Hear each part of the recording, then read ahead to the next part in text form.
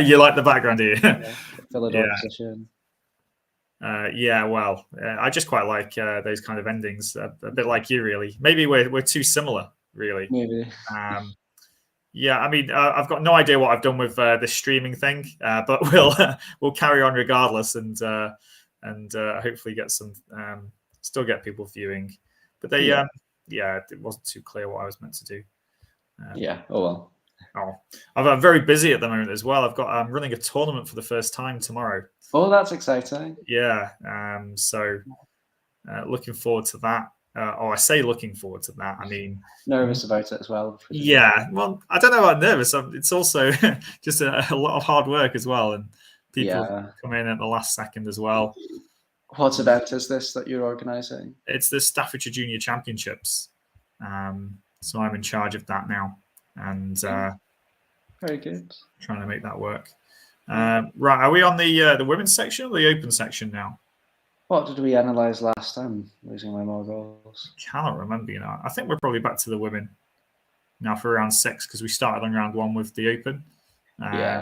So let's see what's going on here. So, what time was the next round starting? Was it 10 past 2? Quarter past 2? Something like that. Yeah. Okay, so this is the round 6 pairings here. Natasha against Mary. So who are the leaders? It's Bodhana on 4.5 is against Louise Head. That's probably a game we're going to want to look at, but also Elmira is on 4 and Andrea Henson's on 4 as well. One of them. Hope Louise gets off the mark at some point. It'd be nice to see. Yeah, happens, but probably we should stay with Bodhana. I think so. And it's going to be quite an interesting mismatch. I mean, they're definitely very, very different players. Louise is a bit of a time travel addict, and Bodhana seems to be the reverse. And I mean, time travel addict in blitz chess is not always the best thing. I played Louise in that Edinburgh Blitz tournament, although I can't say I was taking the entire tournament too seriously at that point. But she did defend very well to win. Yeah. So, I mean, how on earth are you 7 years old and so good at chess? Yeah. Yeah. Well, we'll see. I mean, Louise is very nice strategically, so it'll be an interesting one because I think Bodhana seems to be more about resourcefulness and activity and things like that, which are just as important. Yeah, you can't get away with not being resourceful, can you? No, not in blitz. Which is important. So it's you can't get anywhere at all, in fact, if you're not resourceful. Yeah. So that's the important thing there. Okay, let me just make sure that I tweet about the new link because we're going to be on a new link now. I just tried to solve my issues, failed. And we're back on something again now. So that's that stream, so that's done. Okay. So let's basically I'm just giving up on trying to link these things in together. Yeah. I think that's a sensible thing to do, isn't it? Yeah. Have you got any chess events coming up that you're going to play in? Short answer, I think, is no. I really do want to play in. I mean, maybe the 4NCL, for example, is going to be the one in January. But maybe there's a Shropshire Congress at the weekend. But I haven't got any massive ones. I've just seen actually there's one been announced as I think it's to do with maybe some half terms it cuts over. But there's a big event in Cambridge that just been. I saw that. Someone was commenting that the hotel prices were very expensive, but it doesn't look like a nice event. I didn't look at that. So if they are, then I'll be either seeking out significantly cheaper accommodation or I won't be going. Yeah. Because that is the problem with being a chess player, isn't it? It's just so expensive. Mm-hmm. Especially these 4NCLs. I'm living in Edinburgh now, which is a bit nearer. But when I was living in Aberdeen, the only viable route was a flight to Birmingham Airport, and then you have to take a train to Rugby, and then you take a taxi from Rugby to the hotel. So it was expensive. Yeah, I mean, it's if you're actually flying somewhere. I mean, sometimes though flying is actually cheaper than actually getting the train, though, isn't it? especially with English trains. I mean, traveling in Scotland, I don't think I've ever seen a journey cheaper, but traveling even to somewhere like Manchester can be very expensive, it seems. Wow. Okay. I mean, I didn't know that. So do you get? Let's not talk about trains. Yeah. We're not here to talk about trains today. We're here to talk about chess, and obviously paying for your accommodation fees and everything's quite expensive. But I guess when you make it international master, you'll start getting some conditions. Yeah, that's the theory, but is that going to be happening in a few months' time, or no? What do you know? I was a long way off. I got to 2340 and was playing well, around 2380 level, 2400 level. But I had an okay Chennai. I was probably gaining 4 or 5 points, and then in the last round I lost to 2180. And then I played Newcastle almost straight after Chennai. I went to Guernsey to visit my partner, and then I went straight to Newcastle and was just exhausted and lost 40 rating points in 9 rounds over 4 days. That's unfortunate. Back to square one, but I'm thinking in February or March I'm going to start trying to play more events again. Try and play a few events in a row, maybe that kind of thing. And for the moment, I'm just going to play 4 NCL and keep it keep things ticking over, but not push too hard. I mean, I'm still working with chess a bit. I've been going through Attacking Manual 1 and Attacking Manual 2 by Agard, and that's a lot of work still. Yeah, trying to broaden my horizons a bit. So it's what I do before work. Around 7:45, I open up my book for 45 minutes and then get to work. So, well, I mean, it's I know just how hard you have to work at chess, because as soon as you're out of it, you're completely out of it, aren't you? There can be an element of that, yeah. I mean, I find it's not too bad because I'm always playing a bit of Blitz, and I'm always following the chess news a bit, and my friends will message me about their games and things like that. But I am slightly nervous because it is a bit of a break from, I think it was September I played that Tim Wall event in Newcastle. And I played 4 NCL since then once, which went okay when I kind of stabilized things. But it'll just be a few games for the next few months. Just 4 NCL January, 4 NCL February. Yeah, I mean, I think it's very similar for me, because I'm a chess coach, chess teacher full time, and really between September and all the way up to Easter is most of the time I'm running clubs every single day in lots of schools, and lots of people want coaching, and it kind of becomes a seasonal thing then, that during the summer then maybe that's when I fit in a holiday and maybe fit in some big chess events that I really want to go to. But really, if you're serious about improving, you have to constantly play. You can't just go on and you can't just jump in and out as you wish and expect to. It's tricky. Yeah, you have to be sharp all the time, and you have to go do that. I'm hoping to manage to balance the two, but we'll see. We'll see. So who do we think is good? Do you think Eldar Gasanov's going to be able to win his carry on his form so far? It's absolutely between him and Spielman by the looks of it. Those two are playing very nicely. Freddie's an outside chance. But I think those two seem to be the ones who I think over 16 rounds are going to have the one thing that I'm conscious of that we might miss in the women's section is realizing which of them the guys and which haven't. So Mary is actually on 4 out of 5 here. Yeah. As is Anusha and Ellis are on 3 out of 5. Yeah. Stephanie's on 2.5. Eugenia's on 2 out of 5. Because Kata's not here because she's not very well, I believe. Yeah. I think we're gonna have to keep an eye on that towards the closing stages, so we will miss that, won't we? Definitely. For sure. But okay, I mean, there's been some fantastic games so far. For sure. Lots of attacking chess been played. What is it? Creechy Nicholas against Freddie Gordon. That was an interesting win. What's that B5 line called in the team? The what? It's a grandmaster from the 60s, I think. Okay. when they definitely played it very aggressively. And yeah, it's a very interesting one. All of those 2 knights lines are really interesting. You know, have you ever analysed the Traxler variation? yeah, one of my students that was playing for me in the junior for NCL online, he used to whip out the Traxler every single time, and I just like, oh no, what are you doing?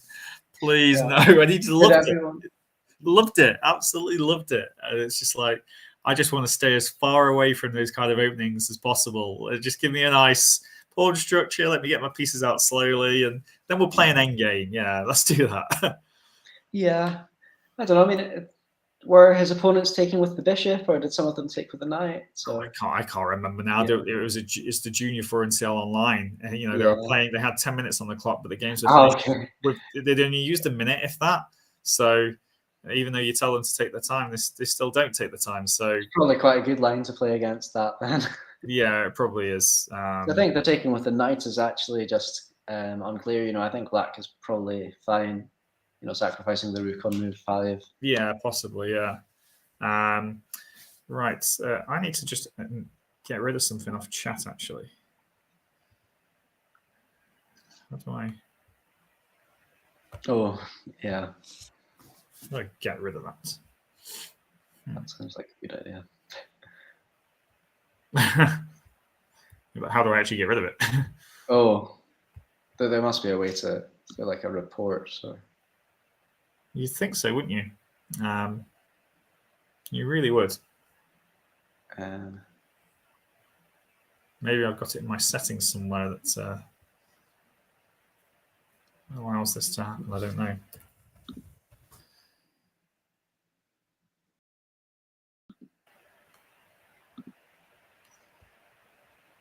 yeah, it's not on my side anyway. No, it won't be on your side. It's going to be on my side somewhere.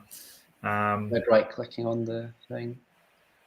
Yeah, it's. I think because I'm on. I mean, the button that I get is show on stream, so I don't want to click that. Possibly it's not being shown on stream then. Yeah, maybe not.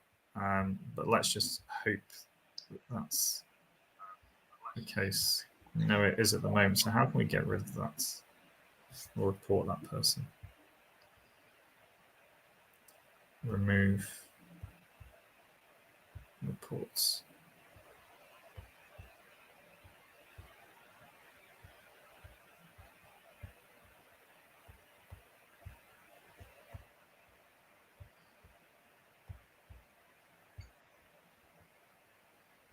I think I'm doing something. It's on YouTube that it's. Yeah. So you have to complain on YouTube, I think. Yeah, I've complained on YouTube for it. So, but I think that's also my settings as well. Yeah. They don't kind of give you like a step-by-step process on what you're actually meant to do. Yeah. For these things, so it's not always as easy as you think it would be. Quite nice and simple, but actually, it's not. Well, if you've reported it, hopefully. Reported. Hopefully that'll do that. So let me just see if I can change the chat. It's about to start in 2 minutes, is it? Yeah. So that's that. But yeah, I mean, I'm looking forward to seeing how Bodhana plays in these next few games to see if she can maintain it, because okay, she's 7 years old, but it is also quite a long time to play chess. They've already had 5 games. Yeah. For sure. And then they've got another 5 games in this session now, you know, and then you have a break, and then you got another 5 games at the end. Obviously, I hope it doesn't happen, but could get tired. Could get tired, perhaps. Whether that would suit, maybe that would suit the younger player compared to the older older player. Might do. I think if she was 15 or something like that, then I would say it probably would. With 7 or 8, it's tricky to know. Yeah. Yeah. Sorry. So far, Freddie's gaining 95 rating points. 95 rating. Yeah. Seriously, 95 rating. Small change actually compared with Hannah's 125. Yeah, I mean, he's not really doing too well if he's only gaining 95 rating points. That is quite poor, really. Yeah. It's a hard life being a GM. Eldar Gasana was gaining 8.5. Spielman's gaining 3 and a bit. 3 and a bit, and they're leading the tournament. Yeah. Probably lose more if they drew to one of us. So, certainly they draw this Wheelman points. Yeah. I think it's going to be. I think we're going to start seeing some blunders though as we start getting forward in this tournament. Yeah, the quality is definitely going to drop off, is my prediction. You know, round one is a bit nervy, and then they're in form, but just as the rounds go on, it's going to get more tired and more tired. So we're ready. So we're about to start UK Blitz at the championships. We're covering the women's section. We've just done their first few moves. This is round 6. Great. Caro-Kann. And Caro-Kann on the board again, and Bodhana plays the Caro-Kann as well. So, any thoughts of this game? How it's going to go? So far, it's normal, very mainstream. Yeah, not tempted to play something more aggressive against the Caro though. Yeah, I mean this D3 one is a bit of a slow burn. You know, you can play G4 very shortly and Castle Queenside if you want. It's certainly not the most aggressive way to play against the Caro, that's for sure. But it does have some. For playing Bishop E2 is slightly mixing systems, I think. Like you can play Bishop E2 without D3, and then you still have got these ideas of going D4. I quite like that line for white. Yeah, it's more flexible, isn't it, that way? This is slightly mixing systems. Queen G3 is a nice little move, though, for stopping Bishop D6 happening. Yeah, it is. And also just attacking the G7 pawn. But I mean, I guess the Bishop E7 can still be played because maybe we win G2. Yeah. This is already starting to look a little bit. That's interesting. E5? Yeah. I mean, the black knight on D7. If black goes E5 and C5, the knight on D7 will be a little bit funny, and white's got the light sword bishop, but black does have more space. So. Yeah, I quite like gaining space as black. It feels like you've kind of succeeded in somehow. Yeah. It's an interesting check, though. I think knight D2, and it's kind of what white wants to do anyway. So I don't really like queen A5. Like knight D2. Bishop D2 I didn't like because black might be able to swap off the bishops. Bishop B4.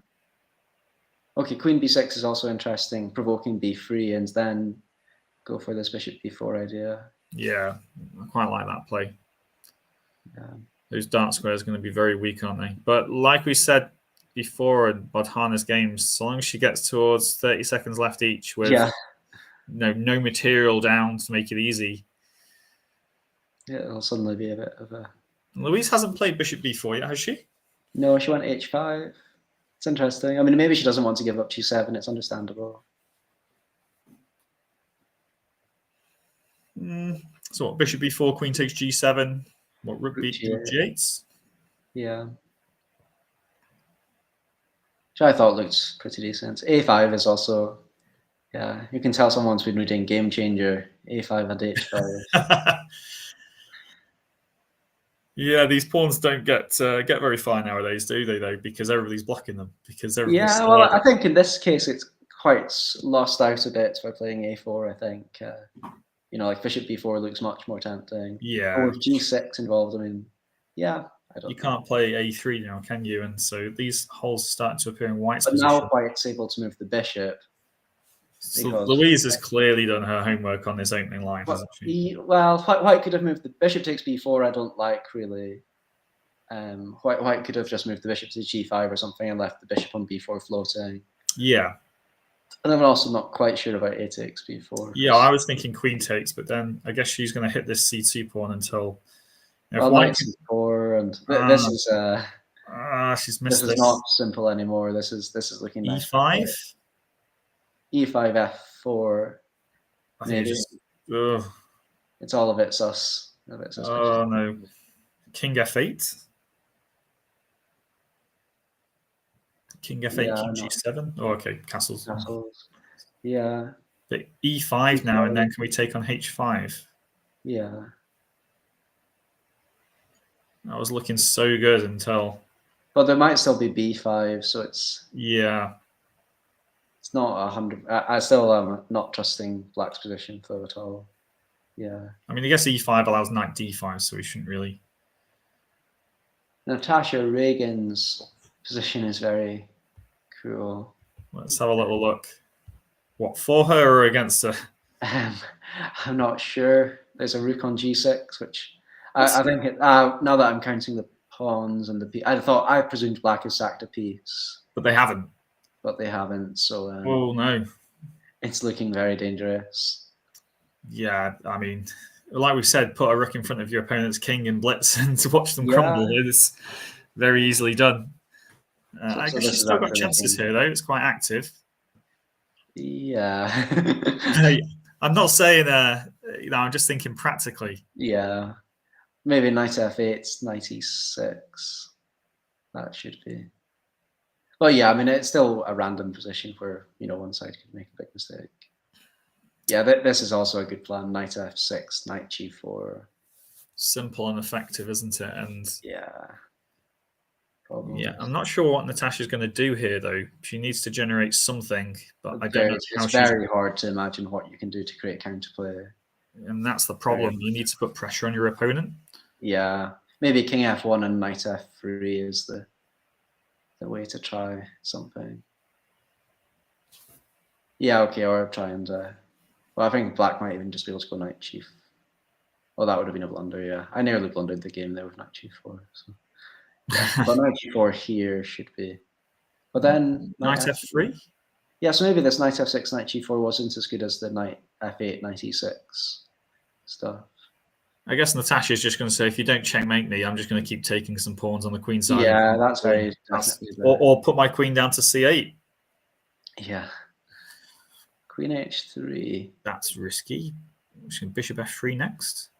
I think she's planning rook takes g2 and then bishop f3. So yeah, rook takes g2, bishop f3. Not seeing the defense. I think that's curtains.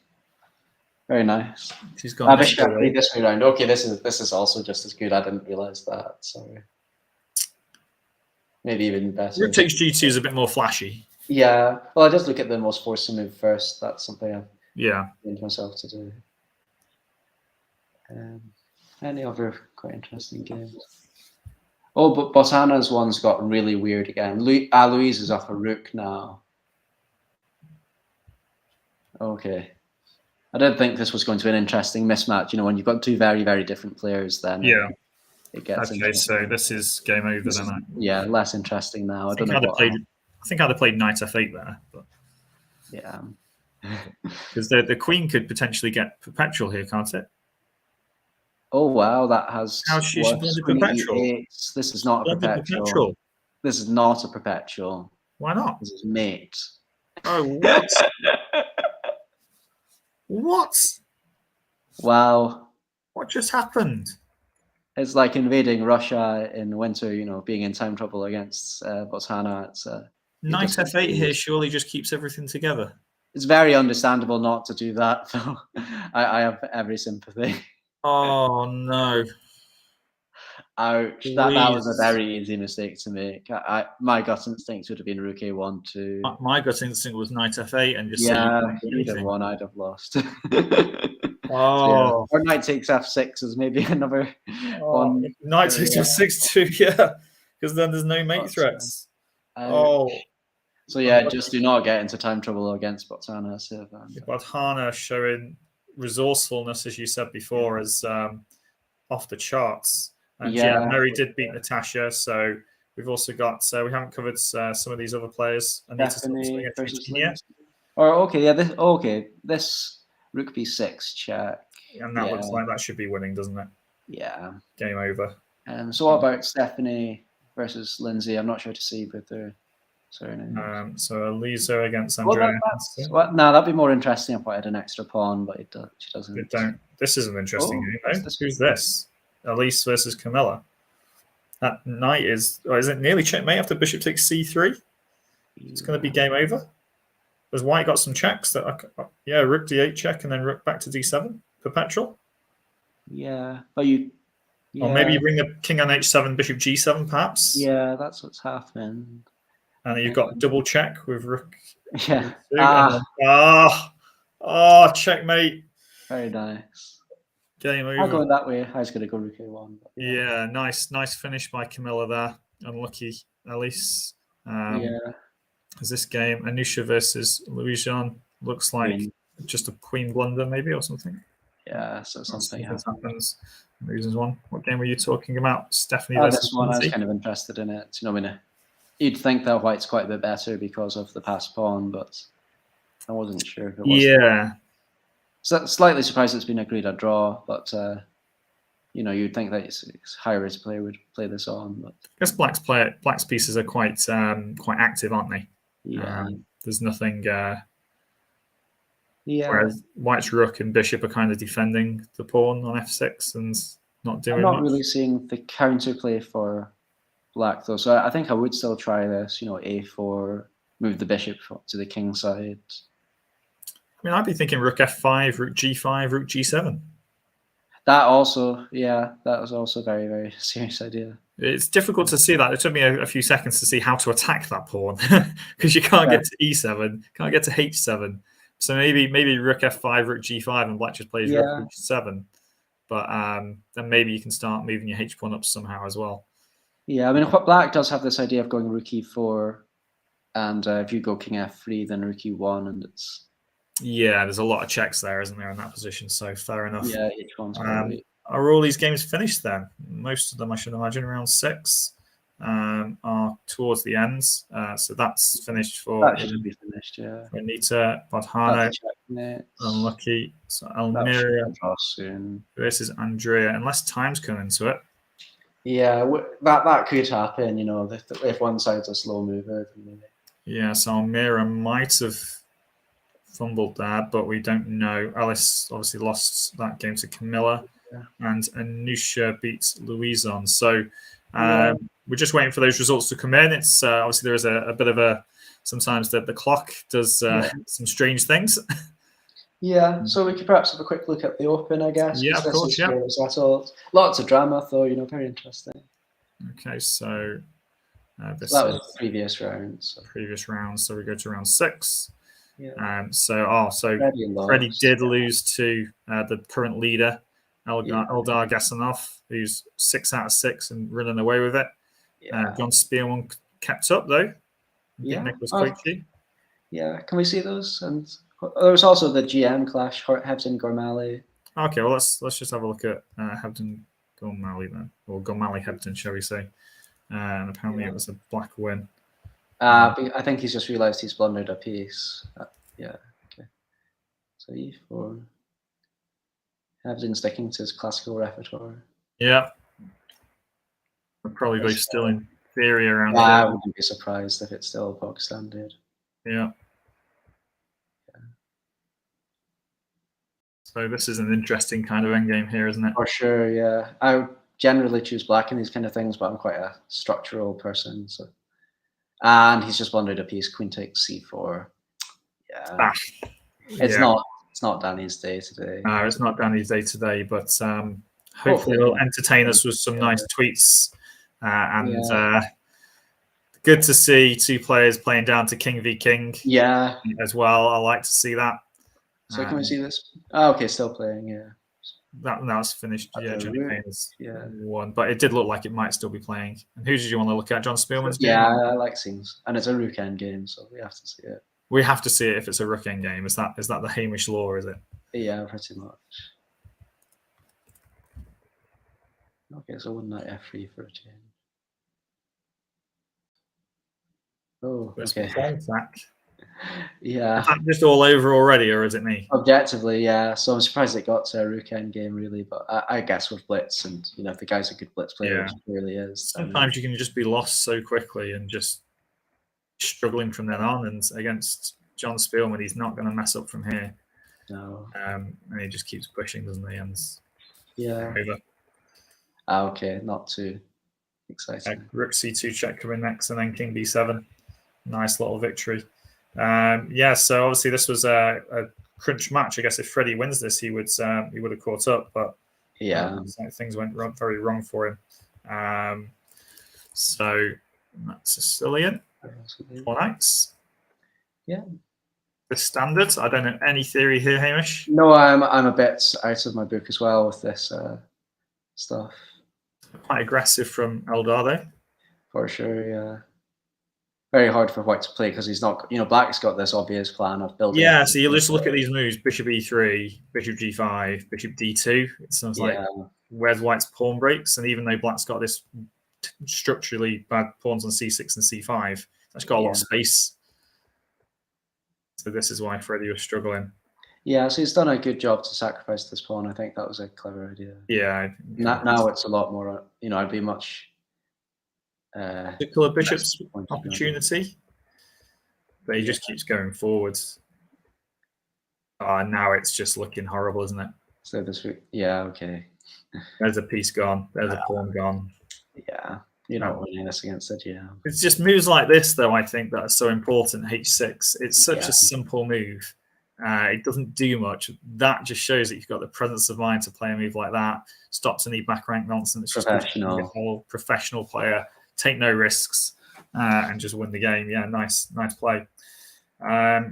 Right, okay. Well, I guess we should be getting ready for round 7, shouldn't we? I've got 4 minutes, I think. 4 minutes, okay. So, well, let's have a look at the matchups then. So, Jonah's playing against Freddie. It's going to be a tough one. Yeah. Any particular matchups there that you want to focus on? Spielman's game and Gasanov's game, those are obviously... Yeah, the top 2, aren't they? So we'll look at maybe Gasanov versus... that's going to be an interesting one for sure. We'll have a look at that one, and then we might go back to Spielman versus Stubbs. But I guess we've got time to have a look at another one of these games from this round. So who else was playing? Yeah. Can have a look at that's a heavyweight match, yeah. Heavyweight match. They're all heavyweights, aren't they? Really? Yeah, for sure. So what happened here then? So he started with E4, Jose did, and played this system. Yeah. Thanks, Jonah.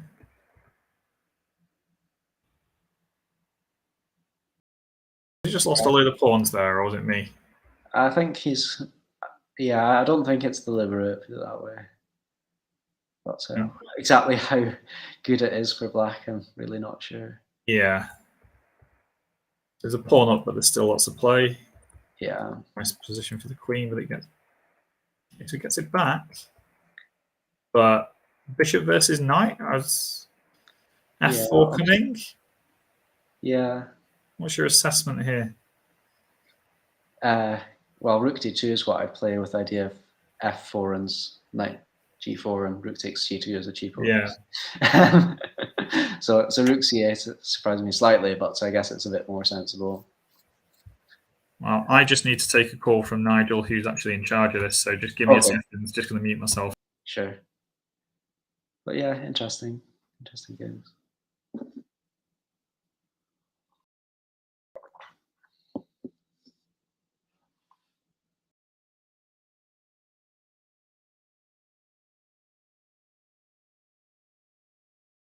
Yeah, knight d3, bishop f1. Yeah, not sure I like this for Black. Yeah, I'm not sure what Black's idea is. Maybe knight g4, bishop f1, knight e3. Yeah. Yeah, it looks difficult.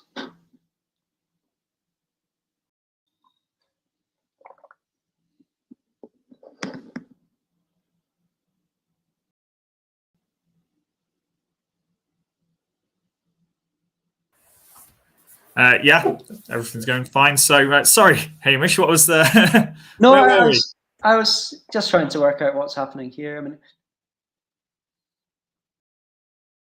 yeah. So Jonah managed to get one of White's pawns on the queen side after all. How did that happen? Sorry. Because he... Yeah, because that's kind of the critical bit. So he managed... so he's got this idea of going knight b2 too, basically.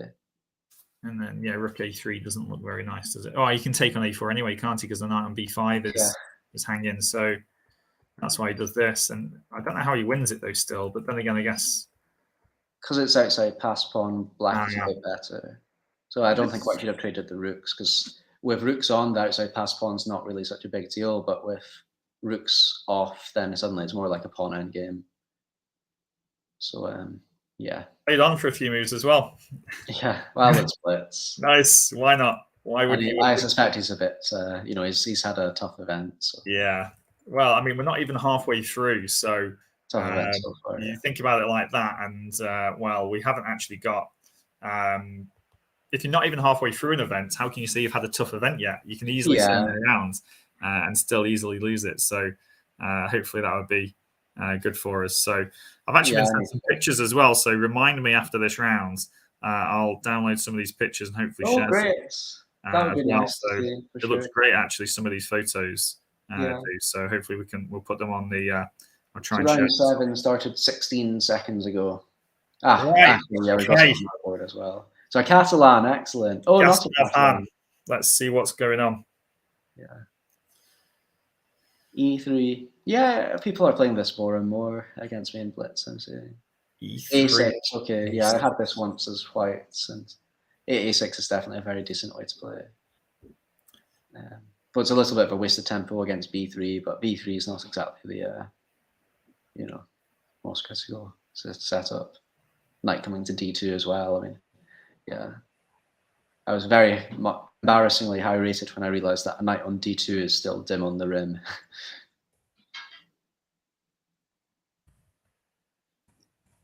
Yeah. Interested to see how this turns out.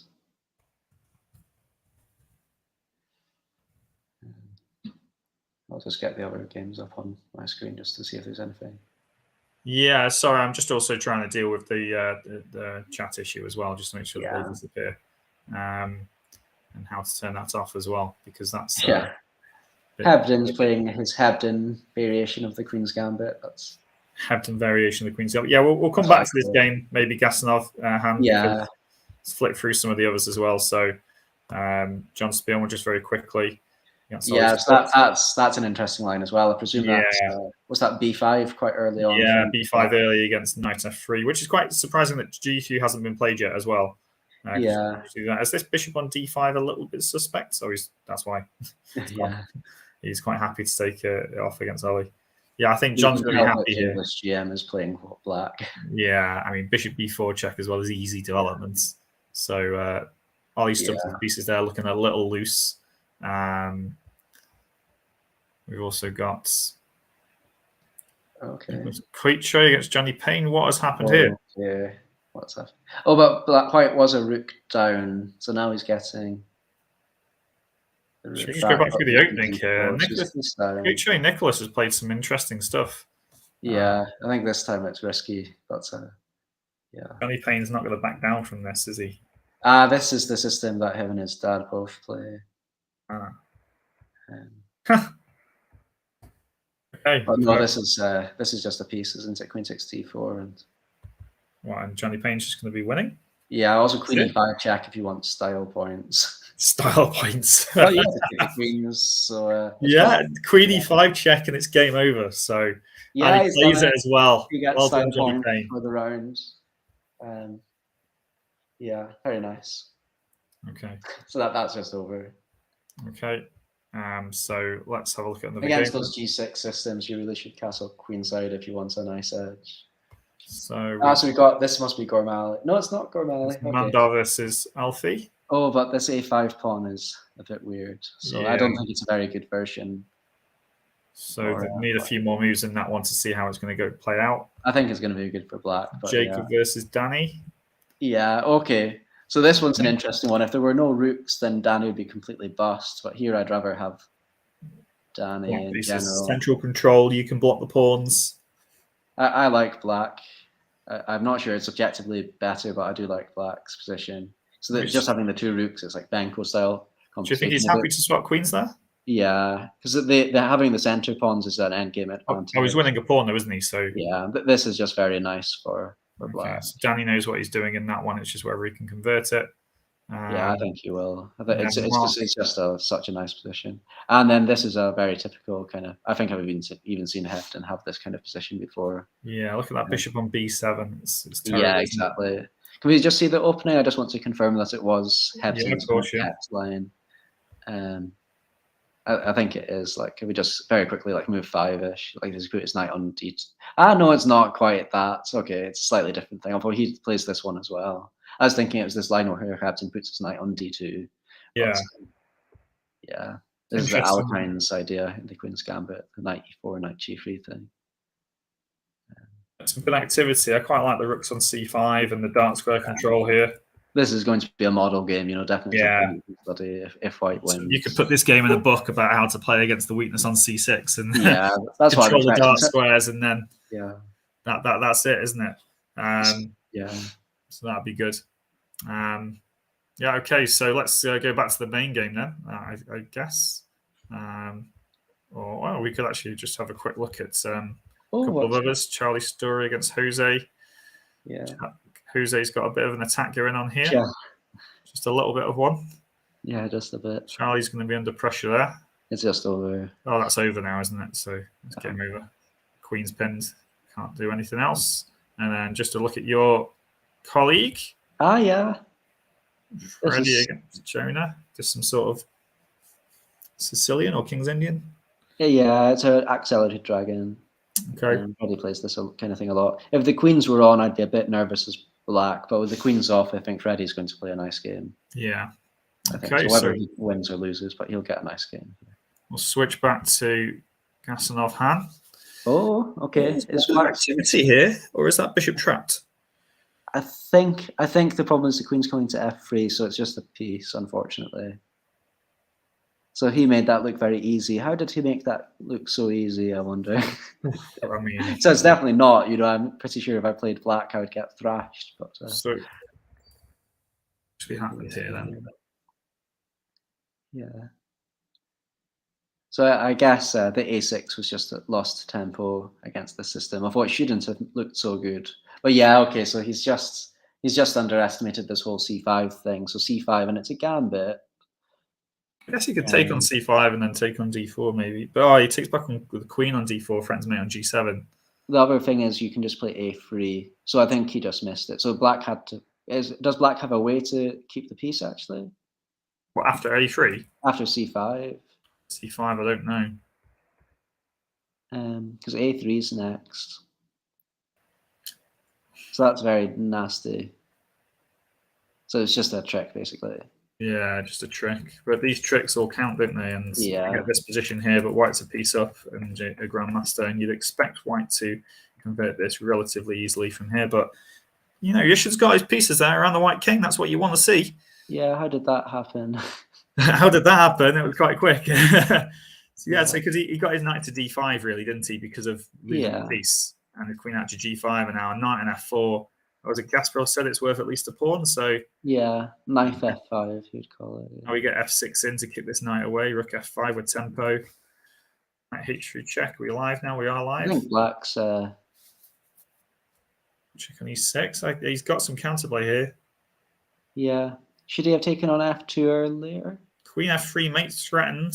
Queen c6, I guess. Okay. Knight f2 check back to. He's got a perpetual. Yeah. At least he saved the game here. Yeah. Good resourcefulness from Yushin Han for those of you that support Yushin. Yeah. I'm not sure if there's anything better. Maybe rook takes f4 if you want to try and win. Yeah, that's agreed a draw, I think. I suspect so. But yeah, well played. What on earth happened there? I mean, so f4, maybe queen c6 instead. So yeah, so f6. So yeah, here's where it's like here instead of g3, maybe something like h4 would have been a good idea. Yeah, I think h4 here. How does h4 work after queen takes h4? g3. Knight h3 check. King g2. Oh, the knight's trapped is your point. Well, there's knight g. Yeah, I mean the knight's trapped and just yeah, it's just good to have the h file. I mean, it just kills the attack. Yeah, of course, yeah. So I think h4 would have won, but yeah, using that d5 square really well, and the bishop on b2's been stuck there for this. Yeah, that's the positional point that made this happen, isn't it? The bishop on b2. Yeah, really interesting. Let's see if any more results. Yeah. Oh yeah. Let's go on to another one, but because there's still more to analyze here, but we can do that all day. Alfie won that game against. Nicholas did lose to Johnny Payne. Is this game still going between Freddie and Okay. Willow? So that looks like times have run out for both clocks, but it's looking good for Freddie. Freddie's king is a bit closer, and there's that A3 thing, and H5 is a bit of a weakness, but yeah. Maybe I'm being optimistic because apparently it's a 1-0, but yeah. Yeah, I mean, it's hard to say. Hard to say what's actually going to happen. What's happened there? Yeah, still plenty to play here. Maybe it's time, perhaps. The position's changed from when I clicked on it before I clicked on it now, hasn't it? Yeah, yeah, it's maybe updated. Yeah. It's completely changed, yeah. Maybe they were analysing, perhaps. Perhaps, yeah. I don't know. Don't know what happened. So, okay, all results are in there. Early story lost. We saw that one. So let's look at the Hebden one, because that was going to be a model game, wasn't it? We were expecting. We saw it. Where did we see it from? Not far away, really. Okay, this is nice, then, isn't it? So we saw it from round about. Before he went to H4, I think he'd not gone H4 yet. So yeah, it's roughly here. Roughly here. The control over that C5 square and C6, and then pushes his H pawn up the board. 2 weaknesses, principle of 2 weaknesses. You've got the domination on the queen side. Now you need to create a second weakness. Why is attacking the king? Queen G6 ideas. That's going to prevent. Also central. I mean, look at that centralization. E6 pawn is another target now. The queen invades, and that goes, and these checks are solved, and it's checkmate. Beautiful. Very nice. Very Looks nice. Very easy, but yeah. sure so actually, the big change at the top because of this, isn't there? Because John Spielman won, but Gasanov drew. So therefore, when we scroll down to the rankings, we're going to see that they're tied for the lead. Yeah. 6.5 points each. A lot to play for. And it looks like at this moment in time, they're the only two that can win it. But you could still catch up. There's still plenty more rounds. There's 15 rounds. We've played only 7. So there's 8 left. So they've got to do all this and one more game again. So it's still a lot of time left. And, it's easy for them to make mistakes. And they haven't played each other yet. They play each other in the second to last round. So, Mark, Yusha, and Jonah pulling up the points there as well. Johnny Payne on 4 and Freddie 2. All those people are still in it. Maybe they're too far back on 3 points, Danny, Jose, and Jacob. But if anybody puts in a charge there, they could definitely still come up. One of the challenges is it's a round robin. So it's not, if it was a Swiss, then the people further behind would get easier opponents. Yeah. But not in this case. No, and in the women's section, let's have a look what happened this round. So we're looking for Bodhana, and she did win again. Excellent. Absolutely storming round 6 out of 7. And Elmira as well, who I think she was the closest one, wasn't she? I need to plug my laptop in. Give me a second. Okay, so Camilla won as well. So the standings in the women's section, then if we just scroll down. So Bodhana, point ahead of Elmira, 7-year-old, currently winning the women's UK Blitz championships. Chased though for a point behind, and then Camilla Maroshenko is came second in the problem-solving championships, 1.5 back. And then we got a few more points back here. I believe also Mary Gregorian's also on 5 out of 7 because we had one drop out due to illness. So that's why it's showing 6 games rather than 7. So she would have had a bye for that. So she's currently on 5 out of 7. So quite a few people could win this still, but currently the early leader, young Bodhana, who is extremely resourceful. If you don't put her away, she's going to beat you. And let's just have a quick look at her game before we start. See what happens. See what happened in this game. Against Junior Karas, because moving quickly helps you a lot in Blitz chess. Yeah, for sure. So I looked at this line in Exchange Slav once for white. It is quite an interesting one.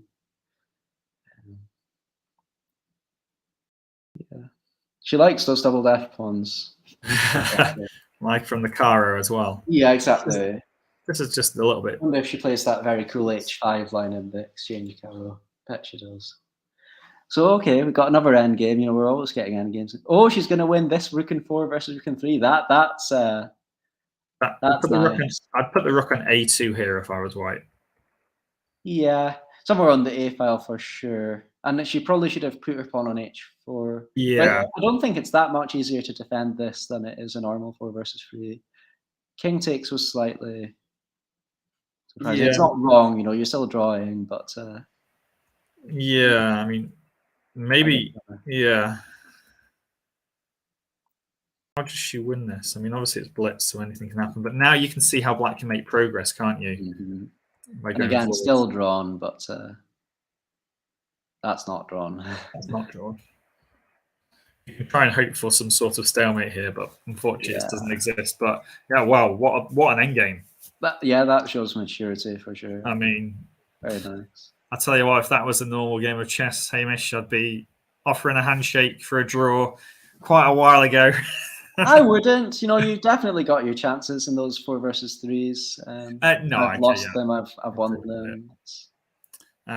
Who are we fancying here then for the women's section from this round? So what are the interesting ones? So obviously, our young leader is definitely the most interesting one on board too. Yeah, we're going to have to, I'm afraid, aren't we? We always want to focus on the leaders. Yeah.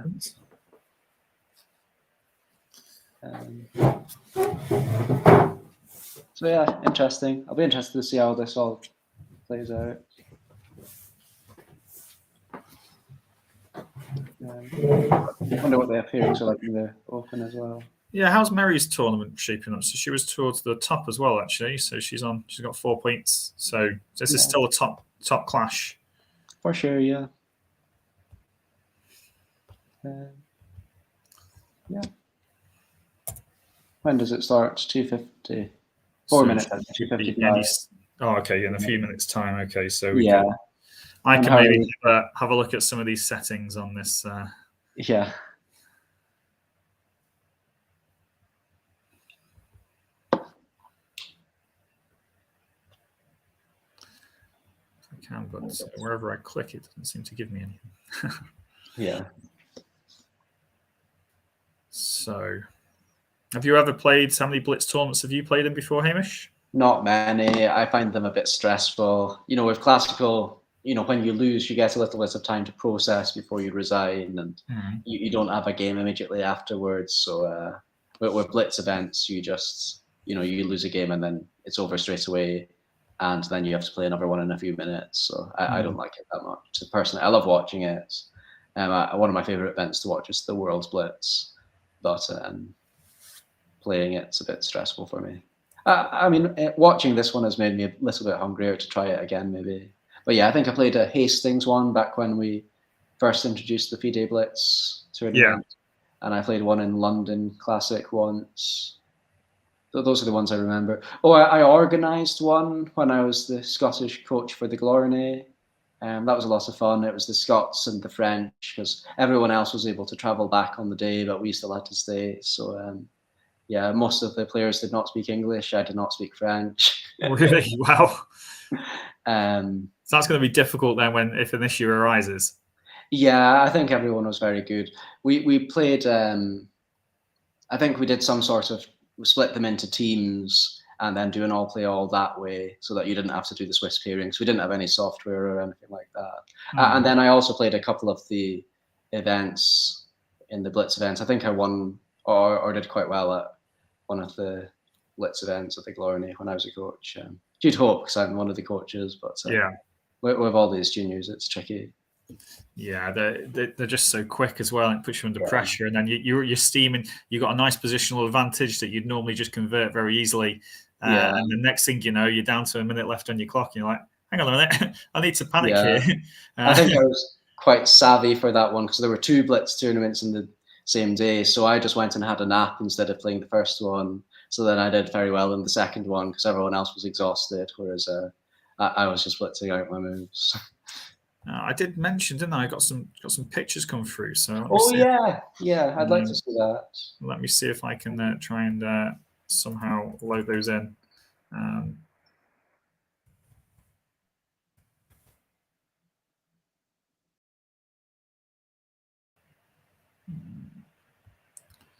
So right, it's not too easy to switch around, but okay. So a Caro, and she's not taking the Gambit pawn. Let's do it after this. Maybe not a Caro. No, let's do it after this game. I can try and fiddle around with it. Yeah.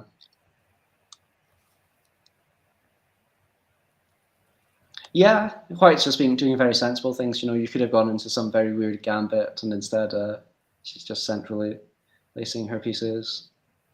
And it's nice. Yeah. And yeah, so it's White going to take noise. She's kept the bishop here. I think that's right. For White still. Oh, could Black go knight f4 here? I mean, it's a tempo, but I would probably have grabbed that bishop here. Maybe White could play bishop f1 and g3 there.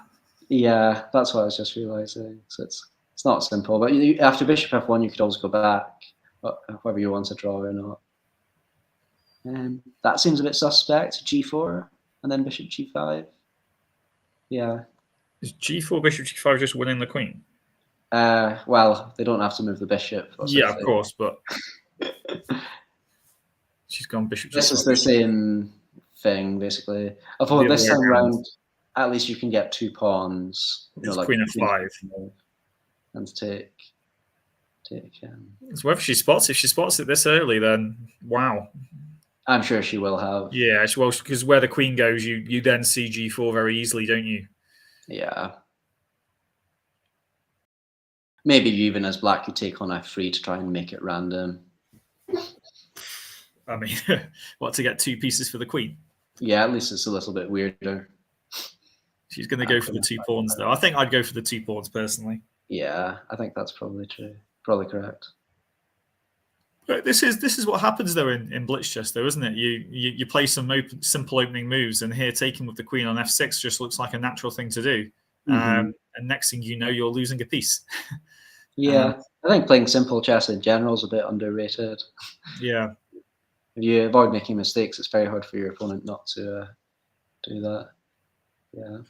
So what? How's Black got to play here? Mary's got to try and things like f6, bishop d6, castles queenside. Let's go with some pawns somewhere. Something like that. But first of all, you have to not lose the queen, which is not necessarily going to be that easy.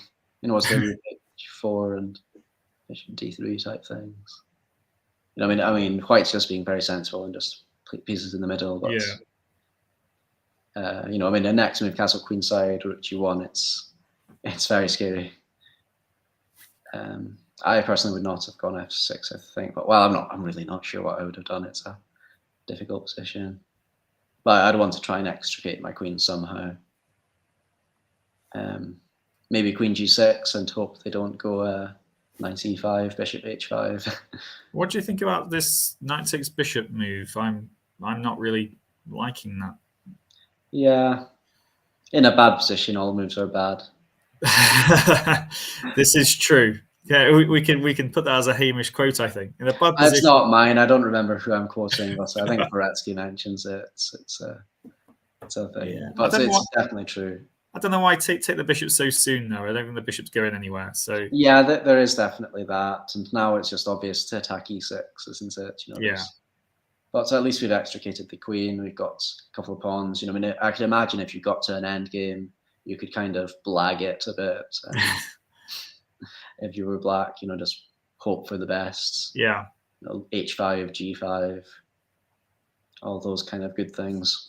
But you do have to be able to survive to an end game and keep e6, which I think is a challenge. So do you want to finish off this game first, or do you want to how do you want to watch the end of this game, or I'm easy. I mean, if John's available now, then I'm happy to bow out gracefully, and I'll enjoy watching the rest of the rounds and of course, resting my voice. I mean, I'm impressed you're managing the full 6 hours. Well, I mean, we've got a couple of breaks in between, so we're going to be okay, aren't we? It's not a problem.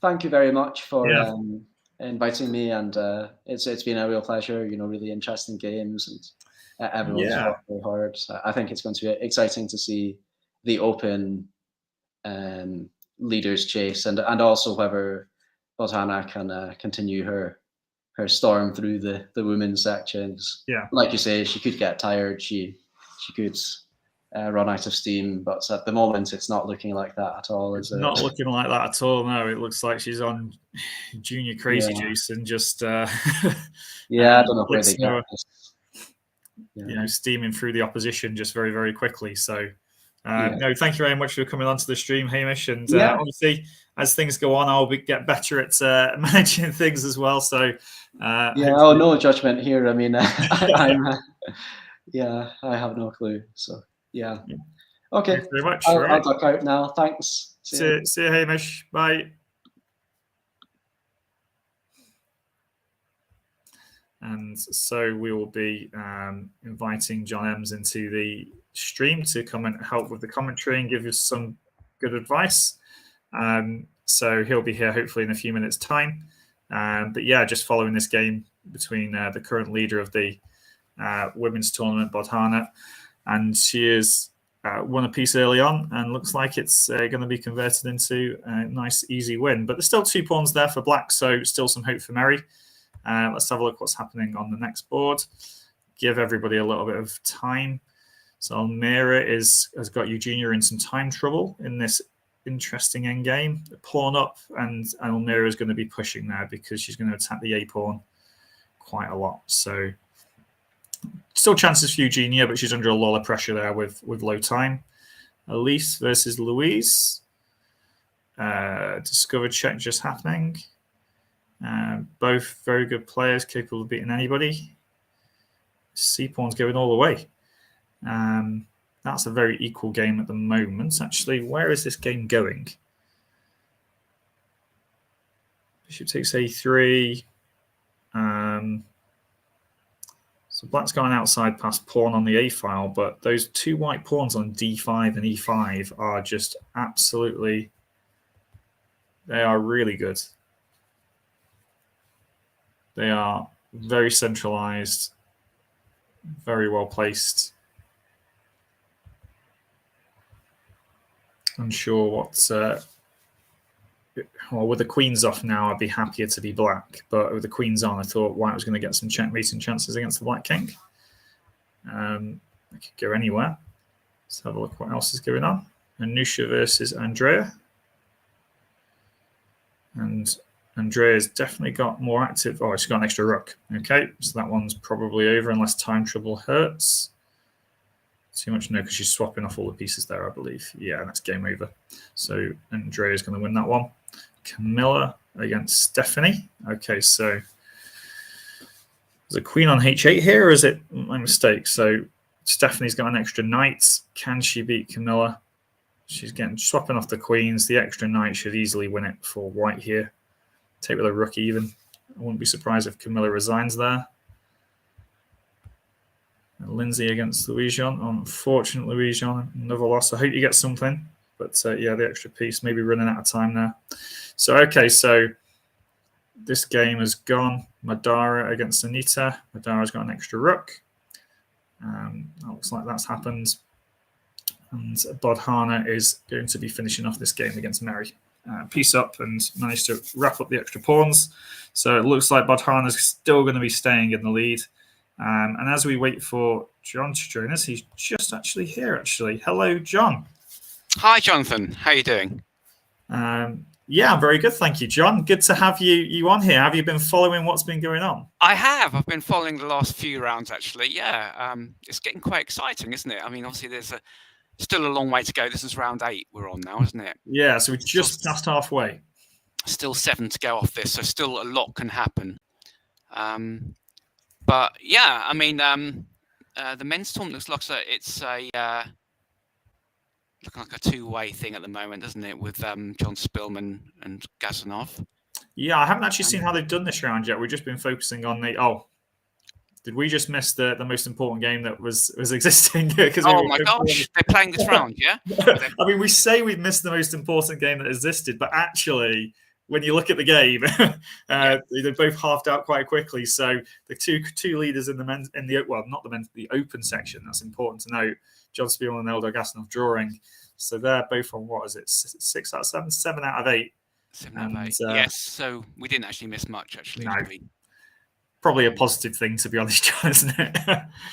Yeah, I guess also with John, I mean, clearly there's quite a lot of play left in the position, but it's actually quite odd, isn't it, for quick draws in Blitz? Clearly it can happen, but it just doesn't seem to happen very often. No. But maybe they are already thinking about the tournament situation. And so how does that help? So, you think about that from a position of you're in a position of strength. If you win that game, though, you then go a whole point ahead of the tournament. Is it too much to risk? And you'd rather just be a joint winner and just see who can beat the rest of the field, or? Yeah, I'm not sure. I think as soon as someone gets a big advantage or clear advantage, then that won't affect them. They all want to play on, I guess. Yeah. This position just looks pretty. I mean, it's very equal, doesn't it? But I mean, clearly there's a lot of play left in the position, but there's no one's really got the advantage in this position. No. And I mean, who actually offered a draw? Oh, Queen B6 was a draw offer, wasn't it? Basically. Yeah. Yeah. I mean, nothing major's happening here. But it's just a sort of position that would normally be played on. Yeah. Yeah, especially in Blitz when anything can happen if people yes, exactly. Yeah. So yeah. it's yes. Yeah, it's one of those where I think that they obviously just don't want to contest it at this stage. So Sure. some people, though, I think it depends who you are as well. I think some people would be playing on in those positions. Yeah, exactly. Yeah, I mean, just it's an instinct thing. Someone obviously just offered a draw, and then they thought, well, why not? Probably they didn't even think they were going to be offered a draw. And then, yeah, this is embarrassing. I've got someone's just at the doorbell, and I have to. Okay, no problem. Okay, back in just a sec. Sorry.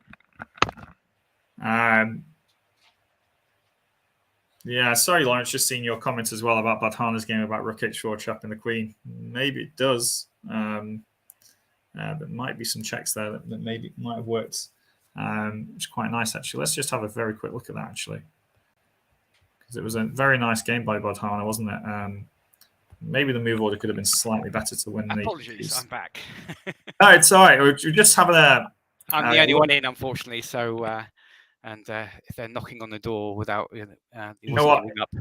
The thing is, John, it's better it's a knock on your door than a knock on my door, because if there's a knock on my door, my dog's going to go wild. And if I don't click mute quick enough, everybody's going to hear crashing barks and her sprinting around the house going, somebody's at the door. Somebody's at the door. Quick. Everybody know.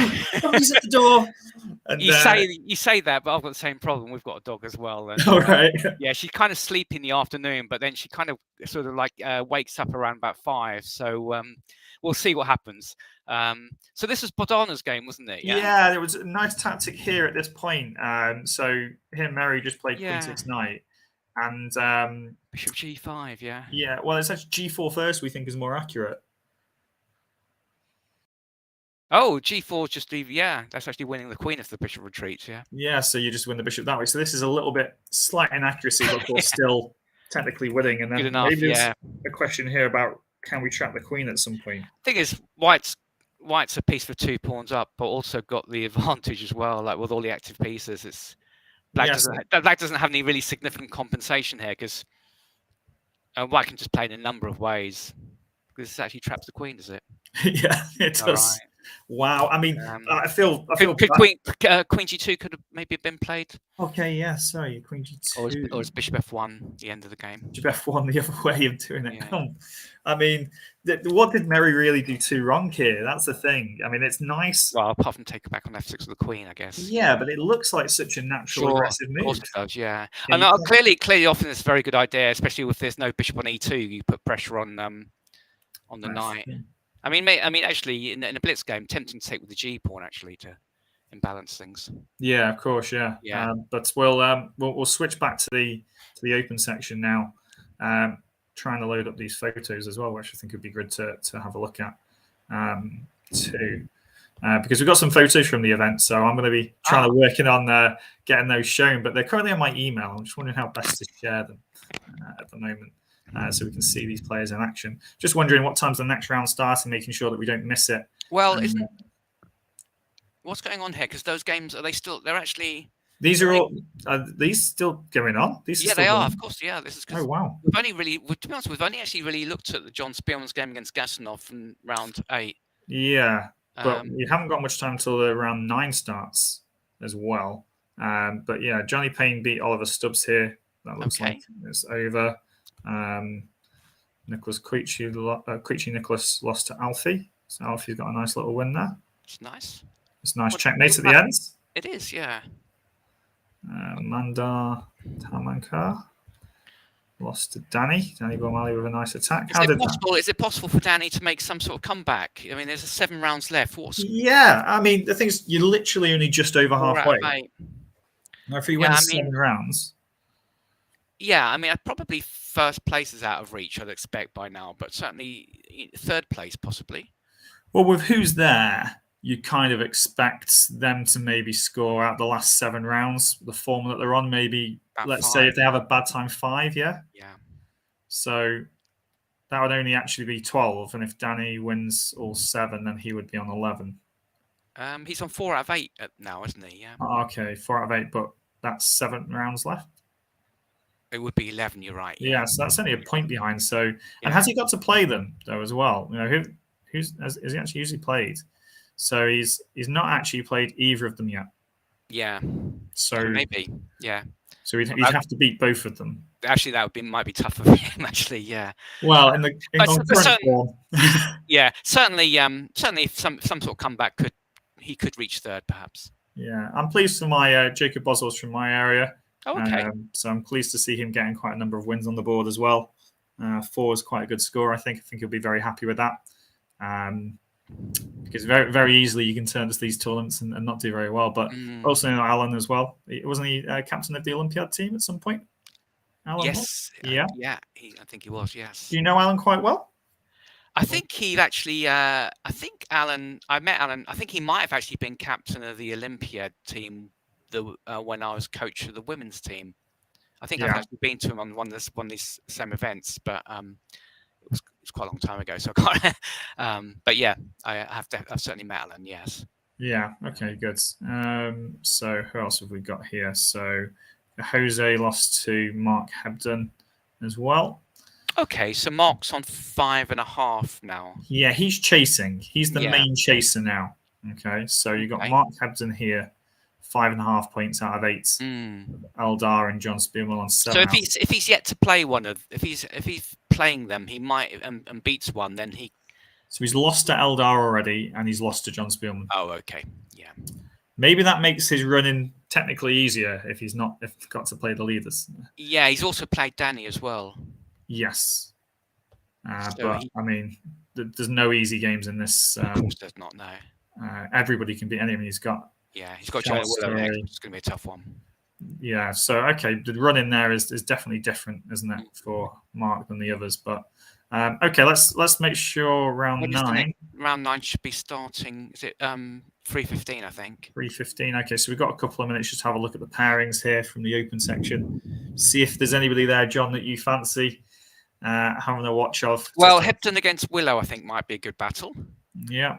The leaders, so Gastinov's playing Johnny Payne. And Yikan Han against John Spielman might be interesting as well, actually. Yeah, maybe we should flick down to that game because Yushen actually took half a point off Eldar Gasinov. Right. Because he was a piece down. Oh, yes, that was a crazy game. Yeah, great little and a great activity from Yushen not to just lose a piece down. It's so easy, isn't it? You just crumble, don't you, sometimes, and just let your opponent win easily. But you got his pieces active immediately and then cause problems. And I'm sure there was probably a chance there for Eldar to win it, but you've never really seen Blitz, though, of course. Yeah, and I should imagine his opening play was excellent. This move C5 put Black in a lot of trouble. Yeah. It's moves like that, though, isn't it? That even in long play games, people, maybe not yourself, John, but people like me and maybe and lower rated. Yeah, it happens a lot in these positions where Black goes Bishop B4 check in the opening, and White goes Bishop D2, and then Black kind of just defends the Bishop. Yeah. With A5, and then White doesn't actually take, just castles, and then White suddenly moves the bishop from D2, and this bishop on B4 is kind of hanging. Yeah. But he kind of thinks it's okay, and then suddenly White goes C5, and it's actually that's more or less what happened in that game. Yeah, because there's also sorts of things that happen, like when Nimzo Indian type games where they play bishop B4, pin your knight on C3, and then you castle, and then you play a silly move like knight back to B1. Yeah, exactly. And the bishop on B4 just is like, oh, I was going to take that knight. And it's just stuck there going, what am I going to do? And A3, D4 is coming. And if black's played D6 or C5, it can't get back. So it's quite funny in that respect for it. But yeah, it's. Do you know much about? Obviously, you know John Spielman very well, but do you know much about Eldar Gasanov? Or not really, not at all. No, no. I know John Spielman obviously very well, and the thing about John Spielman is that he actually in classical chess he actually plays really quickly these days. Anyway, yeah, I think he made a more or less a conscious decision because when he was playing more slowly, it wasn't really helping him, and he was getting into time trouble. Yeah, he's got great intuition, so he just feels that he can just play quickly, and he's a great calculator as well. Yeah, and of course, it also puts his opponents off. He gets good practical sort of chances because of time trouble. He played against he played against Jack Rudd in the Forencial recently. Okay, so that game would have been finished quite quickly, I guess. Yes, it was. Yes. Yeah.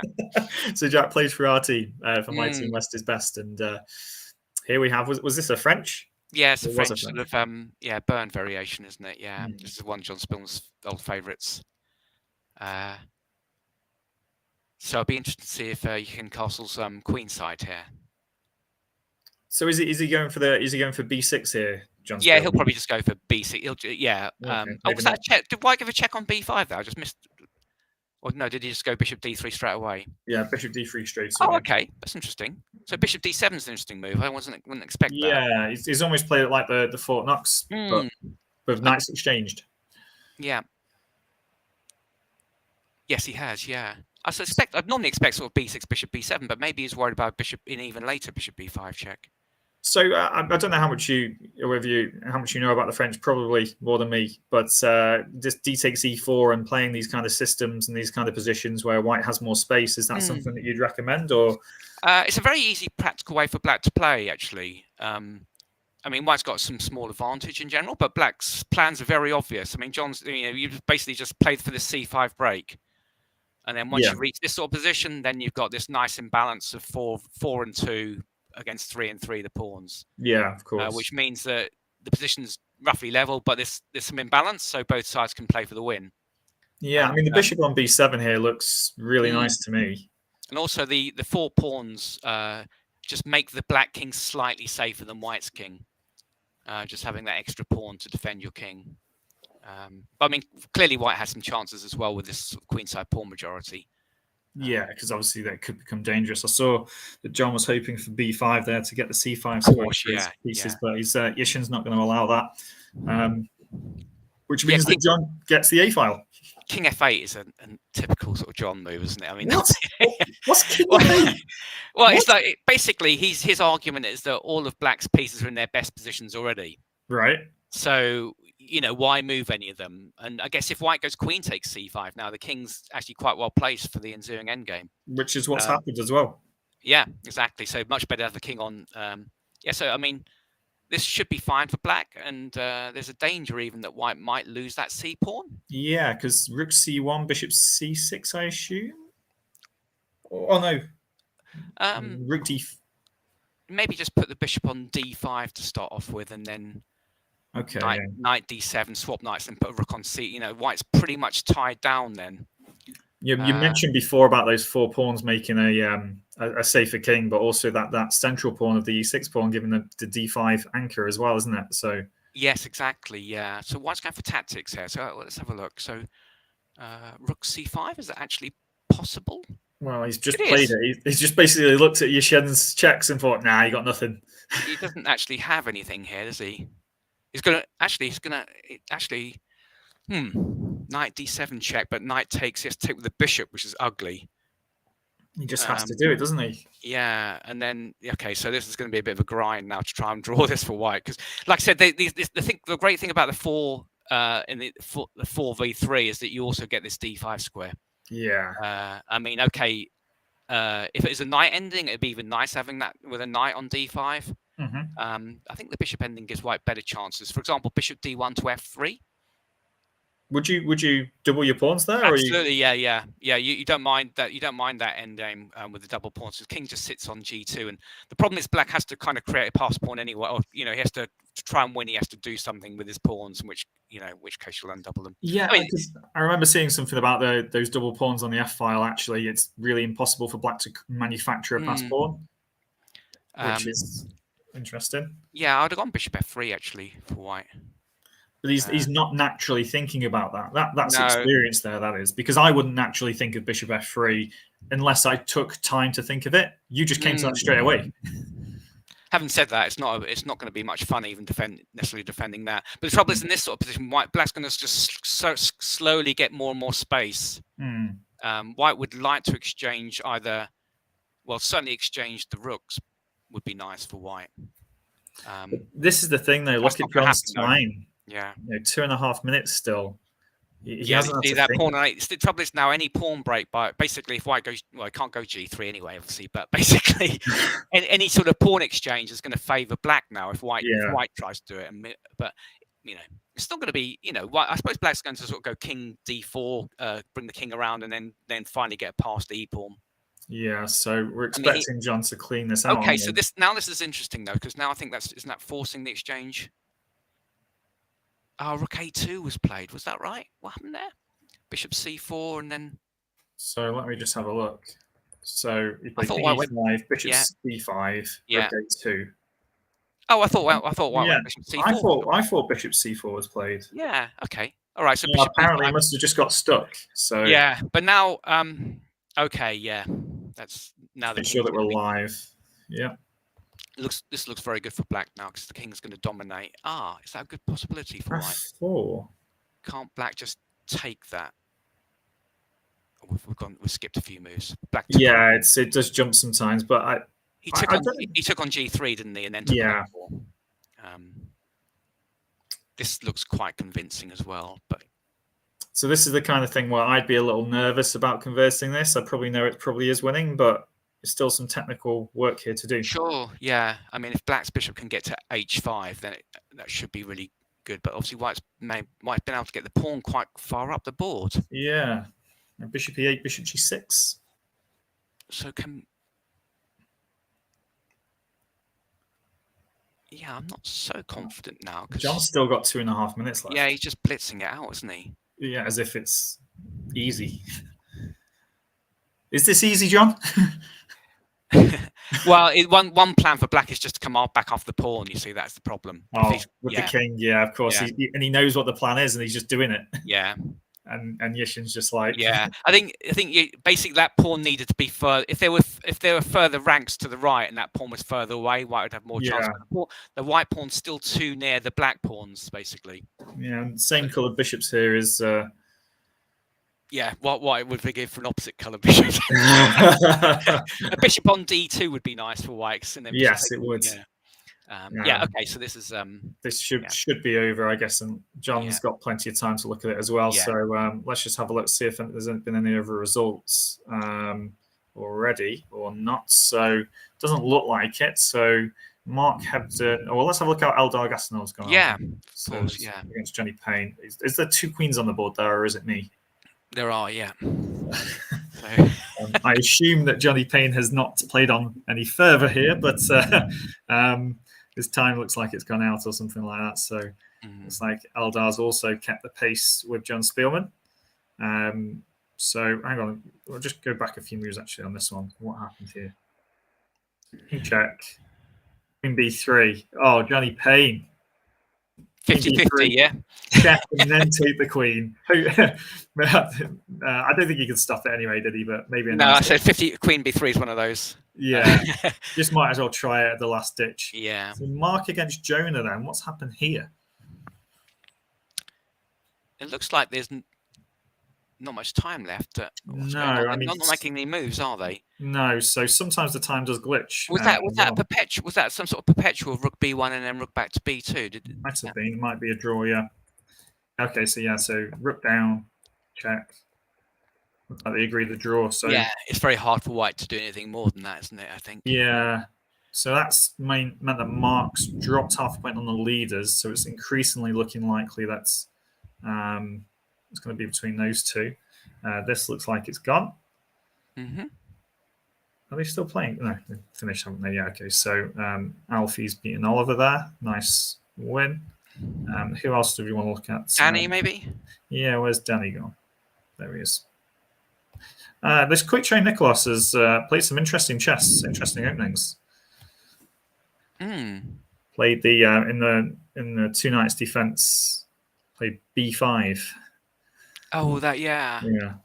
That is interesting, but I can never remember what it's called. No, I think Hamish actually was on before and he told me what it's called, but I can't remember what it is. So yeah, I think Danny's got this converted, hasn't he? He just needs to push his king in and b pawn. So that's going to be Danny winning that one, maybe a bit more back on track. Okay, a game that might not matter as much to the overall standings, but still, what's happened here? Is that seems to have. Black's clearly better here, isn't he? But yeah, I think Alan would push on for a win there unless he's had time issues. Yeah, there doesn't seem to be any more moves, does there? No, there does not. So that's looking like it's a little bit stuck. But okay, if I just refresh this, sometimes they refresh the games. We should also probably just have a very quick look at the women's section and then flick back. Yes, absolutely, because let's see how Botana's doing and her. I am just going to refresh my page as well, just to make sure that we're not missing anything here. So that was the previous rounds. Yep. So let's see if Bodhana's been able to keep up her phenomenal pace in round 9. So there's no results in yet. Bodhana's name is not there because I think she's got the bye this round. She is there, isn't she? Playing on board. Oh no, 6. Yep, my mistake. Blindsided. So. Oh yeah, all the games are actually finished, haven't they? Yeah, they just. Yeah, they have. Yeah. Yeah, so she's won again. Wow. So, is there any stopping? She actually drew her first game and then went win, win, win, win, win, win, win. The first game was her loosener, wasn't it? Basically? Yeah, she was just loosening up. Yeah. So it's like coming into bowl, just need to stretch the muscles a little bit. Just nearly a wide. Yeah. I mean, she did get a little bit lucky against Louise Head. Absolutely, yeah. Louise will be fuming with herself about that one, but I'm sure you don't get time to fume, do you, in Blitz when they come this fast? I don't know if we've got time to see what happened in this game. Yeah, okay. Let's go back and just have a quick look. Okay, so. Okay, what do you make of these knight c3, bishop f4, queen pawn openings? They're sort of pre-Yabava variation. Yeah. Yeah, I don't think I could ever play this well as white. But it can be quite dangerous. But if black doesn't know what they're doing, especially Botana here is just kind of very comfortable with a knight on b8 and the bishop on c8, and then just playing e5 here. Yeah, that's really nice. The fact that she's confident enough not to develop the rest of the pieces, knowing that e5 is a key pawn break she needs to do before Most developing. people would just rush to get those pieces out, wouldn't they? Yeah. And you have to know when to break the rules. And look at black's pieces now. That e4 pawn is going to be blocked. And this pawn storm by white looks menacing, but how is it actually getting through?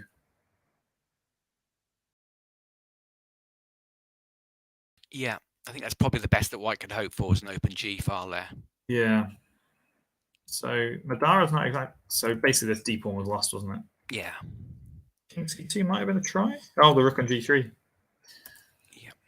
So there's nothing she could do there.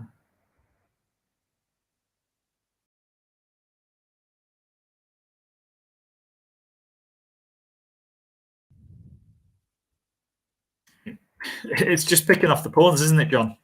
Yeah, I mean, it's just it's. And then wait a minute. Okay, yeah. And then I mean, probably just trying something, to be honest. Because otherwise, the 2 pawns are just going to win. Yeah. Okay. Yeah. Then it's easy. Yeah. It's a very solid game, wasn't it? I particularly like the e5 early in the opening, actually. Yeah, that was a nice little move there. So just to double check the results here. So.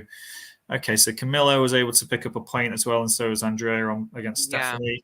So is it Almera? Is she the on board 5? Is she the nearest rival to Banana? She won on board 5. Yeah, Almera. Yeah, so she's on 7.5 points now. Right. Okay, so she's a point behind. Yeah. They haven't played yet, I believe. That'll be a key game, won't it? Yeah, it will be. So when are they playing? What's the next? So Amira's got Madara Orlovska, and Bodhana's got Natasha. Okay. Natasha. How did Natasha get on today? Well, she's not doing. I don't think she'll be too happy with her play. 2 points at the moment, a win, and then loads of losses in a row, and then a win. She just won at least, yeah. So finally, she's got back into it, but maybe she should come back to stream. Yes, while she's playing, yeah. Yes, and do a better job than me, but I'm sure we'll be okay. But doing a good job. Elmira is Elmira is going to be Bodhana's main competition. And, we've still got Andrea 6.5 could still catch up, as well as who else is it? I thought there was somebody else closer than 8.5 Bodhana, 7.5 Elmira, 6.5 Andrea. Camila had 5 out of 7. How is she? There we go. She's on 6. There we go. Okay, yeah. 6. Okay. And there might even be some buys there as well because Katarzyna Toma can't. They don't actually. Played. Yeah, I've just checked the buys. You don't actually get a point for the buy. You don't. Okay. Yeah, you just get. Yeah, so basically it's just out of 8 or something. Okay. So, yeah. Okay, so Madara's got an extra game then than the rest of these top 4. Yeah. Okay, right. Well, let's have a look at these pairings then. Round 10. Back onto the women again. Yeah. Who's Bodhana and Natasha? Mm-hmm. See who's. We'll get ready for this game. And do you know much about Bodhana at all, John? I've seen, I've kind of seen her a little bit in action. For example, she saw 1 or 2 of her games at the British Championship when I was playing. Yeah. But I haven't really sort of studied her games in great detail or anything like that. I've just, I've seen that she just, I've just kind of seen her in action. She's played, for example, at the British Championship, she just played. As with many of these young players, she just played so many games, basically, in every single tournament, and because they've got the energy to do so, they don't, and they don't suffer from it at all. Yeah, she was playing in all the junior events, and at least I think she played in the Major Open and was doing pretty well there. And I think she was also while playing the Major Open. I might be wrong, but you can play in these morning events as well. Basically. Yeah, there's loads, isn't there? It's great. They just sort of feast on them, basically. And, it's great, and I did see a few Facebook posts about people losing to a young girl. So I think it was Bodhana they were talking about. So she's doing it in classical chess as well as Blitz as well. I mean, she's done amazingly. Obviously, she did fantastically well at the World Championship recently, where she got 9 out of 11. And, that was 9 or maybe 9.5. I mean, she got a huge score, and it was equal first, and just silver medal just by I don't know half a point on tiebreak or something. Yeah, I mean that's just phenomenal to compete on the world stage. I mean, yes, exactly. Yeah. When was? I mean, you also I know you've. I say you because I'm technically Wales, but you've had quite a few juniors doing that recently. When was the last time that actually happened? You're able to compete for first in some of these events. We've generally done. When we have done really well in the last recent years, it tends to be at the younger age groups, under 8s, under 10s. But certainly we had both Bodhana and Kushal. Yeah. Both won gold medals at I think it was the European schools. I might be wrong. That was earlier in the year, and then Bodhana and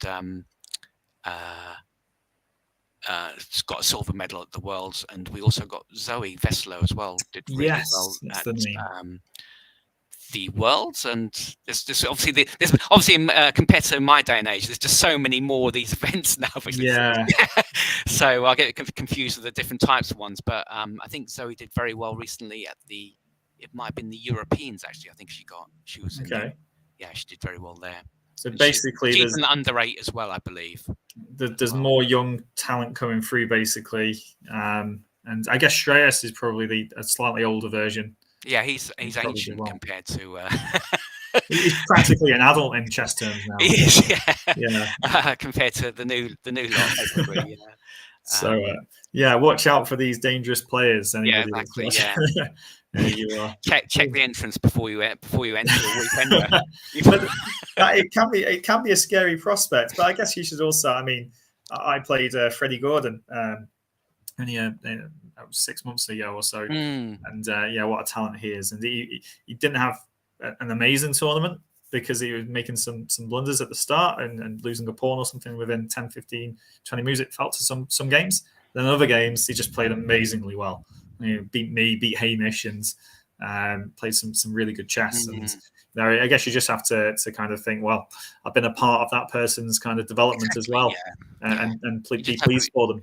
You just have to embrace the experience, really, playing these young players. I mean, I haven't had the pleasure of playing Freddie, but I did when I did play Luke Mushane quite a few times when he was like, when he's more or less just sort of could hardly sort of, hardly saw his head above the board, basically. We've got some action. We've got some action. Yeah. Right, so round 10 is off. Should we start with this game? Yeah, sure. Yeah. Yeah, might as well start here. 4 knights. Spanish 4 knights. Oh, knight takes e4. That's exciting. I don't know this one, John. What is going on? Yeah, black doesn't win. Black doesn't lose the piece. Queen e7 wins it back, basically. So I've got no idea whether I can't actually remember the theory of this, but obviously Bogdana's playing quite quickly, so it feels like she kind of knows it. Yeah. Yeah, it looks like she knows the theory because she gained time on the clock. I mean. So Natasha may be regretting this opening truce now. I haven't said that. I mean, okay, I think Black should probably castle queen side here and go with it. Yeah. Yeah, I mean, practically. And I mean, queen h4, bishop somewhere. So rook takes e4, then maybe just get the queen out of the way. Maybe something like queen f1 to get to a6. Does king b7 just stop all of that nonsense? Yeah, my main point was I just want to get my queen off the d file to stop. Yeah. And my feeling is that then, we've always got things like knight b3. And my feeling is if white can survive any tactics here, the black king is going to be in big trouble. Maybe black can play c5 now. f6 is a nice place for the queen to go to. Yeah, so queen e2's happened instead. That looks, that's probably more natural than queen f1, actually, isn't it? c5. Yeah. I like that from Natasha. Yeah, so knight. Okay, so the question is now whether black can afford to just move the bishop to attack the rook, and whether white has to move the rook, or whether white can sack the exchange. Bishop d6. Wow. That allows queen a6, but there's bishop h2 ideas, aren't there? But what's going on? It's great. So that's so risky, bishop d6, but it might just be good.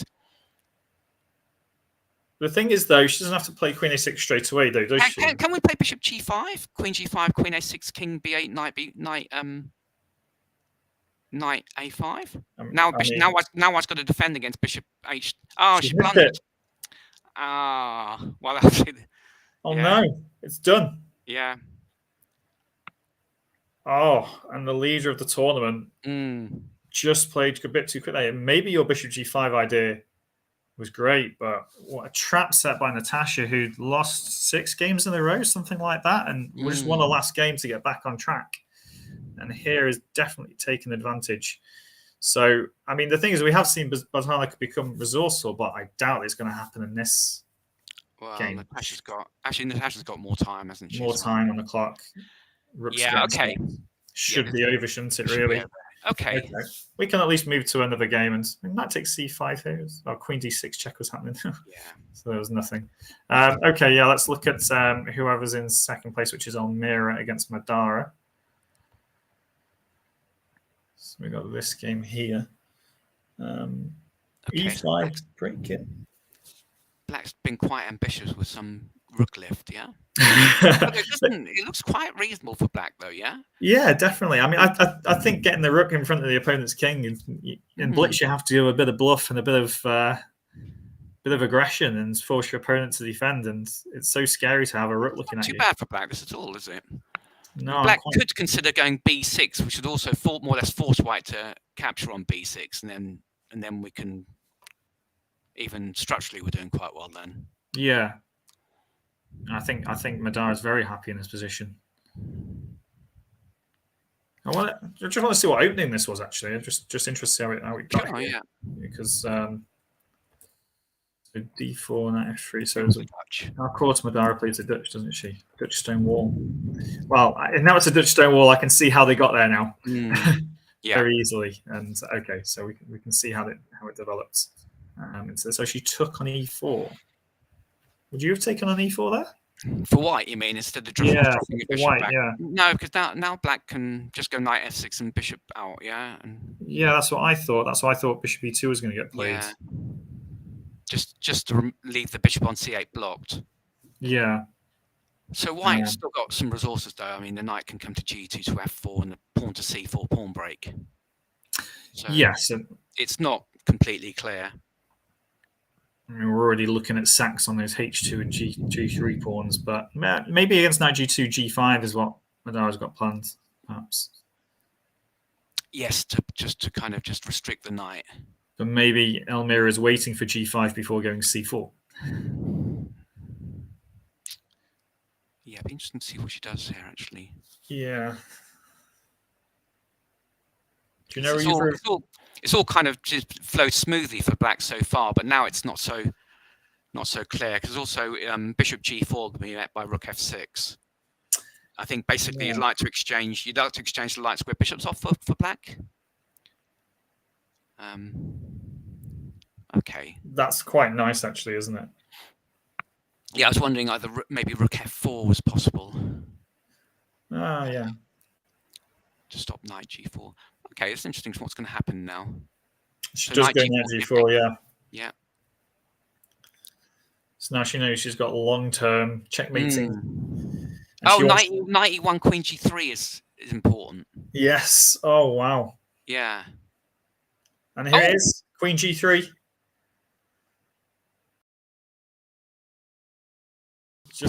Queen g3, rook g2 hangs on. It does, doesn't it? Unless black can play rook takes. Rook takes h2 doesn't quite work, does it? Because the f2 square is free. No, but also the queen's defended on c2. Of course, queen on c2 is defending it. Yeah. So black just has to move the queen, I guess. Queen h3 to protect f3. Do you want to hang on to that? That's good. Yeah, queen h3. Yeah, and if rook g3, maybe we just take it and rook h1, rook h2, and take the queen, and we'll clear advantage. Rook h1, rook h2. Yeah, okay, because you haven't got knight g2 anymore because the rook's gone. Yeah. Okay. Queen h3. Yeah. So obviously black's just threatening rook f1 now, rook f8 now. So white's kind of struggling. Yeah, surely. Yeah. Elmira's. Knight takes f3 followed by rook g3. Okay, that's a better version. And rook g6 perhaps. But then queen g6. Queen okay. Queen f1. Queen f1. Queen f1 keeps the game going, but it's not.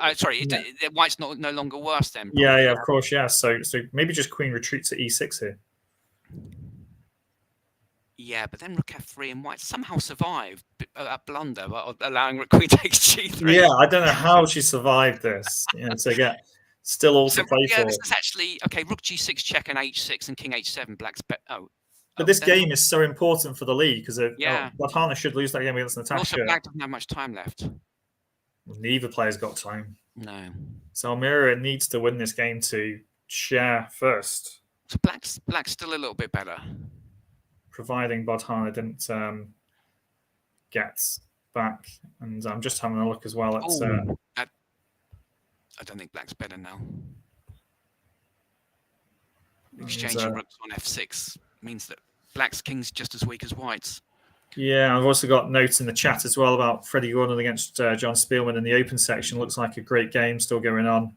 Okay, we'll come back to, could be anybody's guess or maybe a draw of some sort. That would affect the overall standings. How's Gasanov going on? White's just want to pawn rook g6. Oh no! So Elmira was looking in trouble, allowing queen takes g3, but you were right, rook g2, and the game kept going. And here Elmira could be winning chances now. Yeah, I think it's good to stay with this game, and then we'll see how the open section's gone. But it looks like it could be all change at the top here.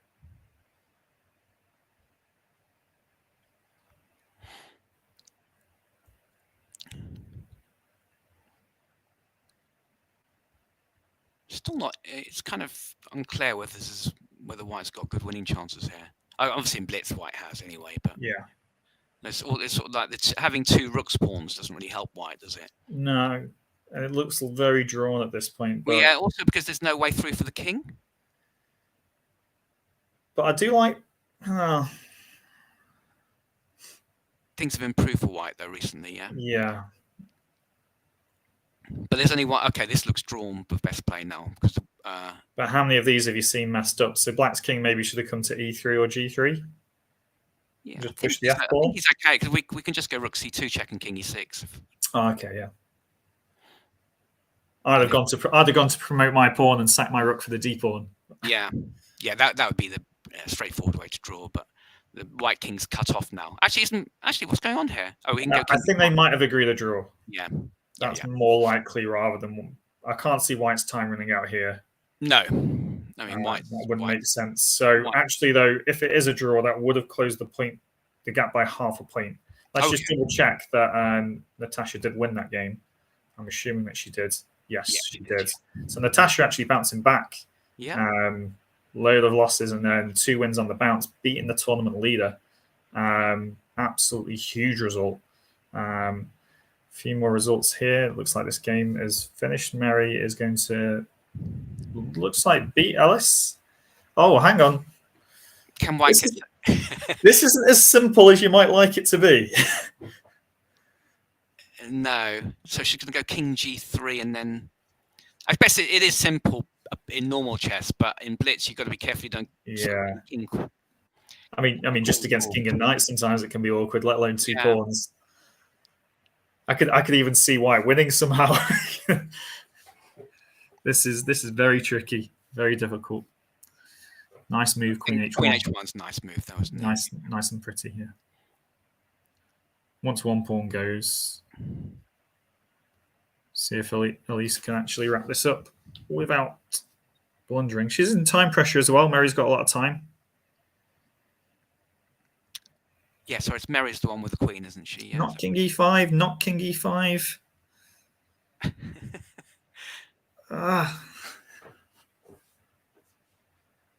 It's Alice Denal Dyson. She's also a young player as well. Not as young as Bodhana, but still. Yeah, she's. I think she's an under 11 now, or under 12, perhaps. I mean, yeah, that's still too young to be this good at chess. But what's happened there, we don't know. I very much doubt that Black would have lost on time there. Is it a 2-second increment, isn't it? Yeah. Yeah. Okay. 2-second increment. So I don't think that's finished, but we will flick over and see what's happened. So this game was also a draw. Eugenia against Anusha. Stephanie's beating Louise. Lindsay beat Andrea. So that's also affecting the standings as well. Lindsay Pyun beating Andrea Henderson. Okay. Because Andrea was on 6.5, which was quite close. She was actually in 3rd place. But Camilla winning means that she'll move up to 3rd place now. So yeah, this is huge. So there's only half a point in it now in the women's section. This game here, what's actually happened? It's still going. It's still going. Yeah. Wow. Still going. Ellis is putting up real stern resistance here. Yeah. Oh yeah, she just can't get the king close. King e7 now, though, I assume. Well, it feels like White's made progress. so White could maybe. Okay, that's the end of the game now, though. I think that's it. Oh, yeah. Okay. Well, even so, as you said earlier, actually, even with just bare king and knight against king and queen. Yeah. You still have to move quickly, but have they both got like 40 seconds on the clock? They've got loads of time, haven't they? Should we? I mean, maybe we should look at the men's. Yeah, we should definitely switch over. Let's see what's going on there. So let me hide this one. Go on back onto here. So, okay, looks like Freddie's beaten John Spielman. What has happened? John Spielman, leader of the tournament. Freddie looked like he was out of it. Let's go back to the start. Just have a look at this. Big news in the open section. Freddie Gordon. We did tip him before the start of the event. Sorry. What is this opening with A6? A6, I've no idea. This is the 2 knights Karakhan, but A6 is the. I think I remember John Spielman mentioning this move to me once, but and he told me there's a great reason, and he explained it really well. But now, I've completely forgotten about why. But clearly, in the 2 knights, though, White often benefits from delaying the D pawn advance. But this looks. I suppose it stopped bishop b5, doesn't it? I guess. I mean, there's a but this pawn just looks gone good. here. Yeah. But yeah, we gain some space, and then this just looks good for white. Yeah. e6. Yeah, nice disruptor. Yeah. Yeah, I like that a lot. I like moves like that. It's kind of move that you don't, somebody that was just in this position would think about castling, getting the lights go bishop out, winning the pawn on g4. Yeah. e6 though. Let's go mess up our opponent's position. Yeah. What I like to do. That bishop on f8 is not a happy piece. So will John still be pushing this opening for this? Probably not. I mean, it doesn't seem to stop John getting his pieces active though. Although no, but the trouble is, it's like Freddie's played this really. He just realizes actually with every exchange that happens, the bishop on f8 becomes, it's still stuck in. Yeah, and of course, yeah, you can see how this has become. Yeah. Game over. Yeah. Okay. That's a big result. Big result in this section. Big result. Absolutely. So John now got what's John now got? He's got 8 out of 10 now. Yeah? 8 out of 10. So 1 loss, 2 draws. But Eldar has won against Alfie Onslow, so he's the leader. And there's not that much in the chasing group actually. So we will have a look who's actually in third, because it was Mark Hebden before, but I'm not so sure he. Okay, so this is interesting. This sort of semi-accelerated dragon. Yeah, and he's got everything he wants, getting the d5 move in. So your advice to Alfie here would be to place bishop c4 at some point to prevent. Yeah, I think it's a tricky move order that Black plays. Basically, I think the way that White's meant to exploit it is much earlier on. This he did in this position here. I think White's meant to play knight takes c6 and then e5. Black's played a very unusual move order. It's neither the accelerated dragon nor the normal dragon. So I guess for most people back home, I guess it's somewhere. I mean, does it even start with knight c6 as well? It doesn't, does it? Yeah, knight c3. This is normal, but g6 is an unusual move in this particular position. Yeah. But if White does decide to go bishop e3 like Alfie did do, just to transpose back to normal accelerated, in this position here, if White wants to play some sort of Yugoslav, then bishop c4 is the move to play. Yeah. Because usually Black's got, for those that don't know, Black's usually played the pawn to d6, and therefore it takes 2 goes to play d5. Yeah. But here, Eldar's saved that move back, and because it's not been taken, he gets this move in 1 go. So Black's a tempo up on the main lines with d5. Yes. Okay, so, and this just puts White in just a difficult position here, doesn't it? Because his king's just a little aerated. And now the king is stuck on e1. It is. Just like that. It's these guys. You can try to get to f2. I mean, maybe f2. But the trouble is also c5 is quite a nice move. So yeah, c4 traps the bishop in, doesn't it? Yeah. So, and here he just can't get his king out, can he? Just, no. I mean, hoping for rook e8 here, of course, would be a nice little one, but he just doesn't. Oh, that's a nice move, isn't it? Sacking the exchange. But it's not actually sacking it, I guess, is it? The rook can't escape. No. And he just checkmates him eventually with this. Yeah. And he can't escape. Resigns in this position. Nice win by Eldar. Alfie needs to look at that line again, but I'm sure he will do. I'm sure he'll take something from that. So let's have a look at the scores and just see what the roundup is, John. So, so Johnny Payne lost to Yushin Han.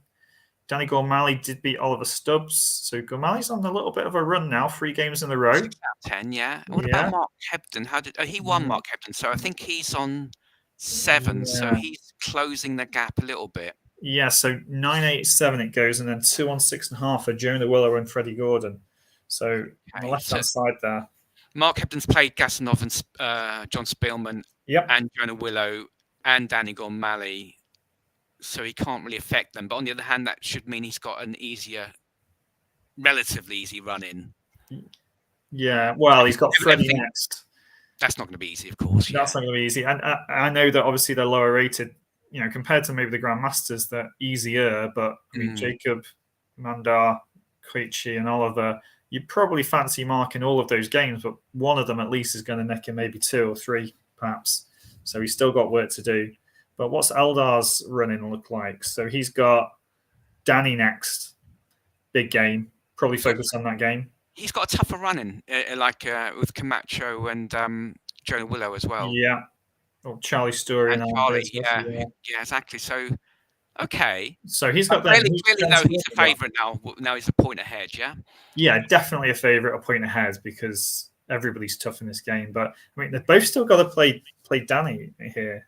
So Danny could, even though he's not going to, he's unlikely to win the tournament. Yeah. He could still play a huge part in who wins. Yeah. Yeah. So actually, this is all shaping up quite nicely. Actually, to a nice finish. And yeah, I mean, we've actually got a little bit of a break now, John, before round 11 starts. The next round, just due to the time, round 11 starts at 4:30. 4:30, yeah? Yeah, 4:30. They have a break after every 5 rounds. Oh, okay. Yeah, after every 5 rounds, they have a little bit of a break. Okay. So we're gonna get 10-15 minutes to ourselves at least, which is good. I know you've only just joined us, John. Okay. So it feels like you've only just joined us, but actually, it's nearly been an hour.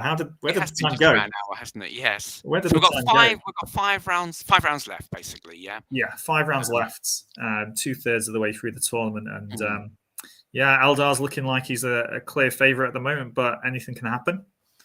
And in the women's we can have a quick look on just the scores. Hang on a minute. Let's just have a little look. Yeah, look at the scores in the women's section down here. So Bodhana, 8.5. That's really tight as well, isn't it? Could be very tight. And there's still to play Elmira as well, I believe, in not this round coming, but the round after that. So, no, 3 rounds. It was round 13. Oh, because she gets a buy. There's a buy. Yeah, so she'll have a buy there.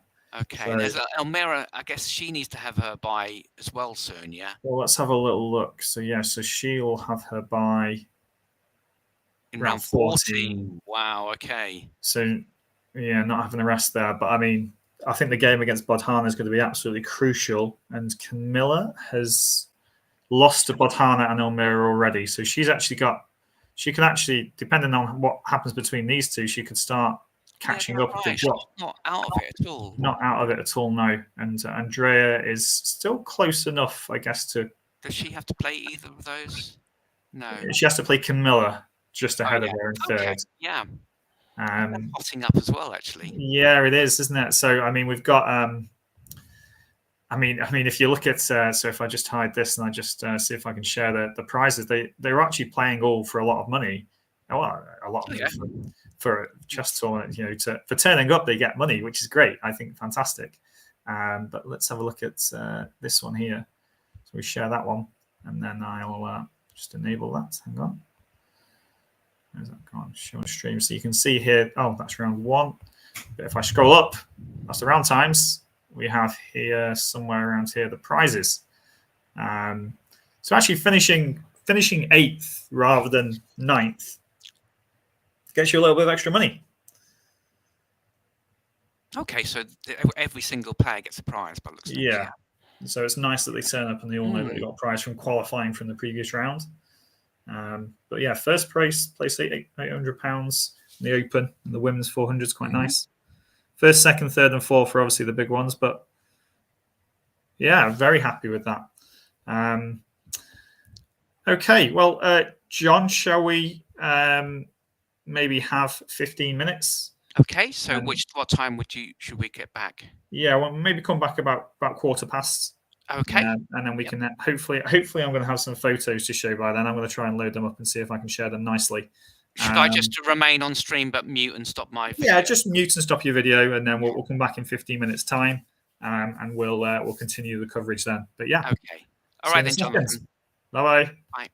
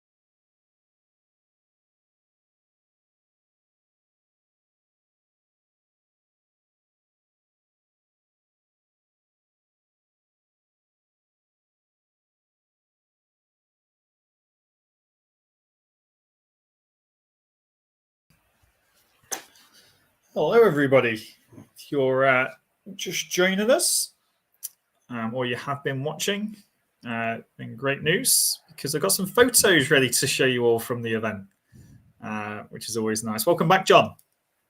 Hi, Jonathan. Nice little break there. I was able to eat some food, which is good. The thing is, John, today's actually an easy day for me because tomorrow I've got to run a chess tournament for the first time ever, a proper one. I'm not used to doing that.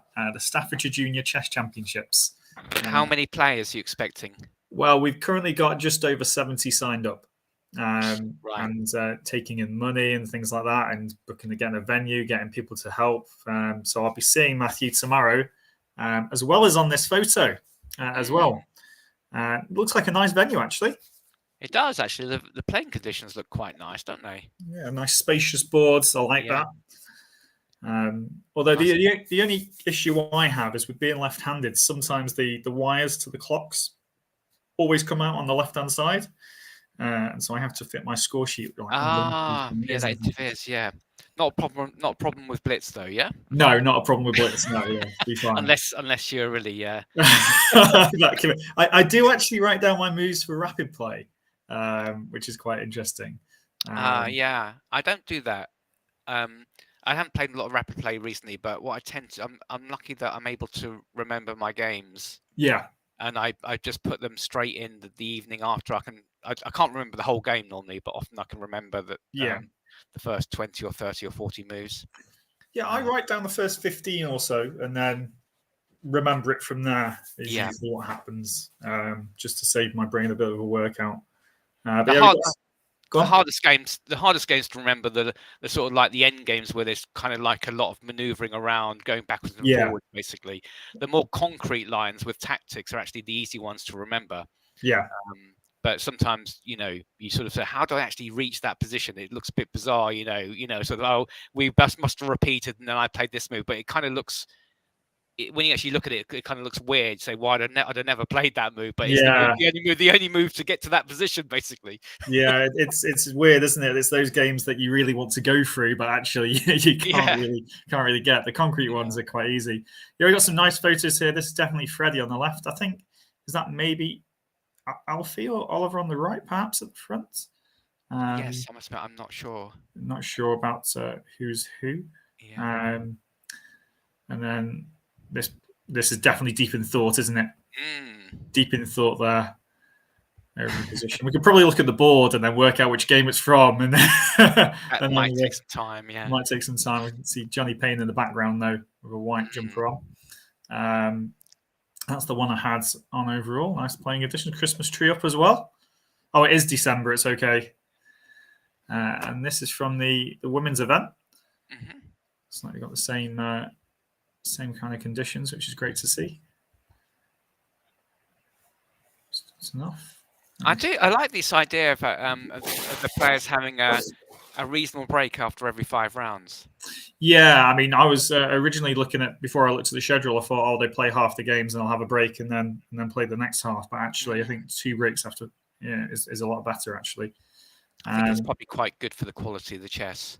Yeah, I wonder how many phones are inside these boxes between the boards. The set boxes that you're meant to put your phone inside there sometimes. Oh, are you? I didn't realise that. Yeah, are those boxes? Are they the boxes for the sets or the clocks? For the sets. Oh, the sets. Okay. Yeah. So how many people have left their phone behind as well in one of those boxes? I thought that would be a common occurrence, actually, just leaving your phone in the box and not picking up afterwards. There's Charlie's story. Yeah. Looks like some sort of dragon. Trying to work out what the actual position is without being able to see the full position. He doesn't have a C pawn, so... there is a pawn on C3 there, isn't there, perhaps? So therefore Queen C7 is more, without A6 being played, a little bit more acceptable. Oh, okay, yeah. There's John. Yeah. There's deep in thought. I should zoom out slightly. Yes. Yeah. Back to the women's section again.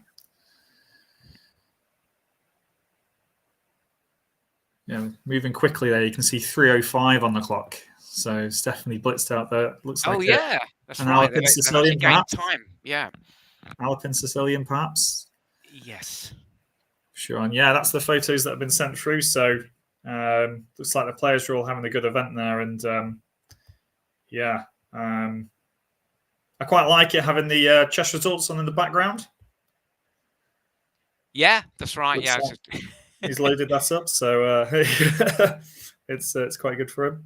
But okay, let's get back to the chess and what you think. Is there anybody that surprised you today, John? I think it's probably an easy question. I just think about it in the break. It's just, we kind of take it for granted. Well, we shouldn't take it for granted, but Batona's just done it so incredibly well to get to the score she's on. You just see her win the games. You think, oh yeah, she's won again. But every single win is like a sort of a great achievement, really. Yeah. To be on whatever score she's on. She's got 8 out of 10 or something. 8.5, isn't it? 8.5. She lost recently, didn't she? So did lose. 8.5 out of 10. There. But she's still on 8.5 even with that loss. That's a ridiculous score, isn't it? Still leading the tournament. How many rating points is she gaining? 129. So. Wow. Is that what? And she'll still only be rated after that game in Blitz chess. What's that? So 16. Sure. You kind of think that she should gain. She thought she'd even gain more, actually, because to be honest with you, that's obviously the chess 24. Isn't she one of the lowest rated players? So you'd expect her score. Her expected score would be well below 50%. I'd have thought. Yeah, definitely. And with a K factor of 40. That would actually be more than 129, wouldn't it? 3.5 times 40. That'd be maybe the K factor on the chess 24 is different. Yeah, perhaps. I guess are these games? I guess they are rated actually, are they? They're probably FIDE rated, aren't they? I'd expect. In Blitz, I believe so. Yeah. She's done really well. Lindsay Pyeon's not exactly done badly. 68 rating points on the chess 24 website anyway. Yeah, she's rated only very close to Bonhana. She's only on 5.5 rather than 8.5, but still, winning the games is important. So we mustn't gloss over some of the other performances that are quite good. As we go down, hope Louison gets a point or half a point at some point. Finding it tough out there, I think. Struggling with the time. I think Blitz is like the toughest. It's the toughest time limit, I think, to play. Yeah. If you're sort of slightly off form, or there's no time to recover. It's just all played in one day. Yeah. And I remember playing in I think I can't remember. I think it's John Nunn's 60th birthday Blitz event, and I don't play many of them. But basically, if your feeling's not quite right, and then you sort of start off badly, and then you just simply Also, don't forget it's all play all as well. So it's not like if you suddenly lose a couple of games, you play players on the similar score group to you. Yeah. So that makes it equally tough as well. It's a grueling kind of schedule, isn't it? So it's like in a lot of tournaments, you usually have somebody that gets picked on after a first couple of losses, and it can be very tough. And we've still got some people, everybody's off the mark in the open section as well. A few people probably would have wanted a few more points, but Freddie's gaining another 80 points on his Blitz rating here, +5 for Mark. -2 for John. John's actually performing below par. Right, he's got fairly high. It's actually his if that's his FIDE Blitz rating is actually higher than the standard play. Is it right? Yeah, which is unusual. I think most players have got their standard play ratings higher than their Blitz.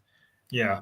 Simply, to be honest, I don't think I even have a FIDE Blitz rating. Do you have a FIDE Blitz rating?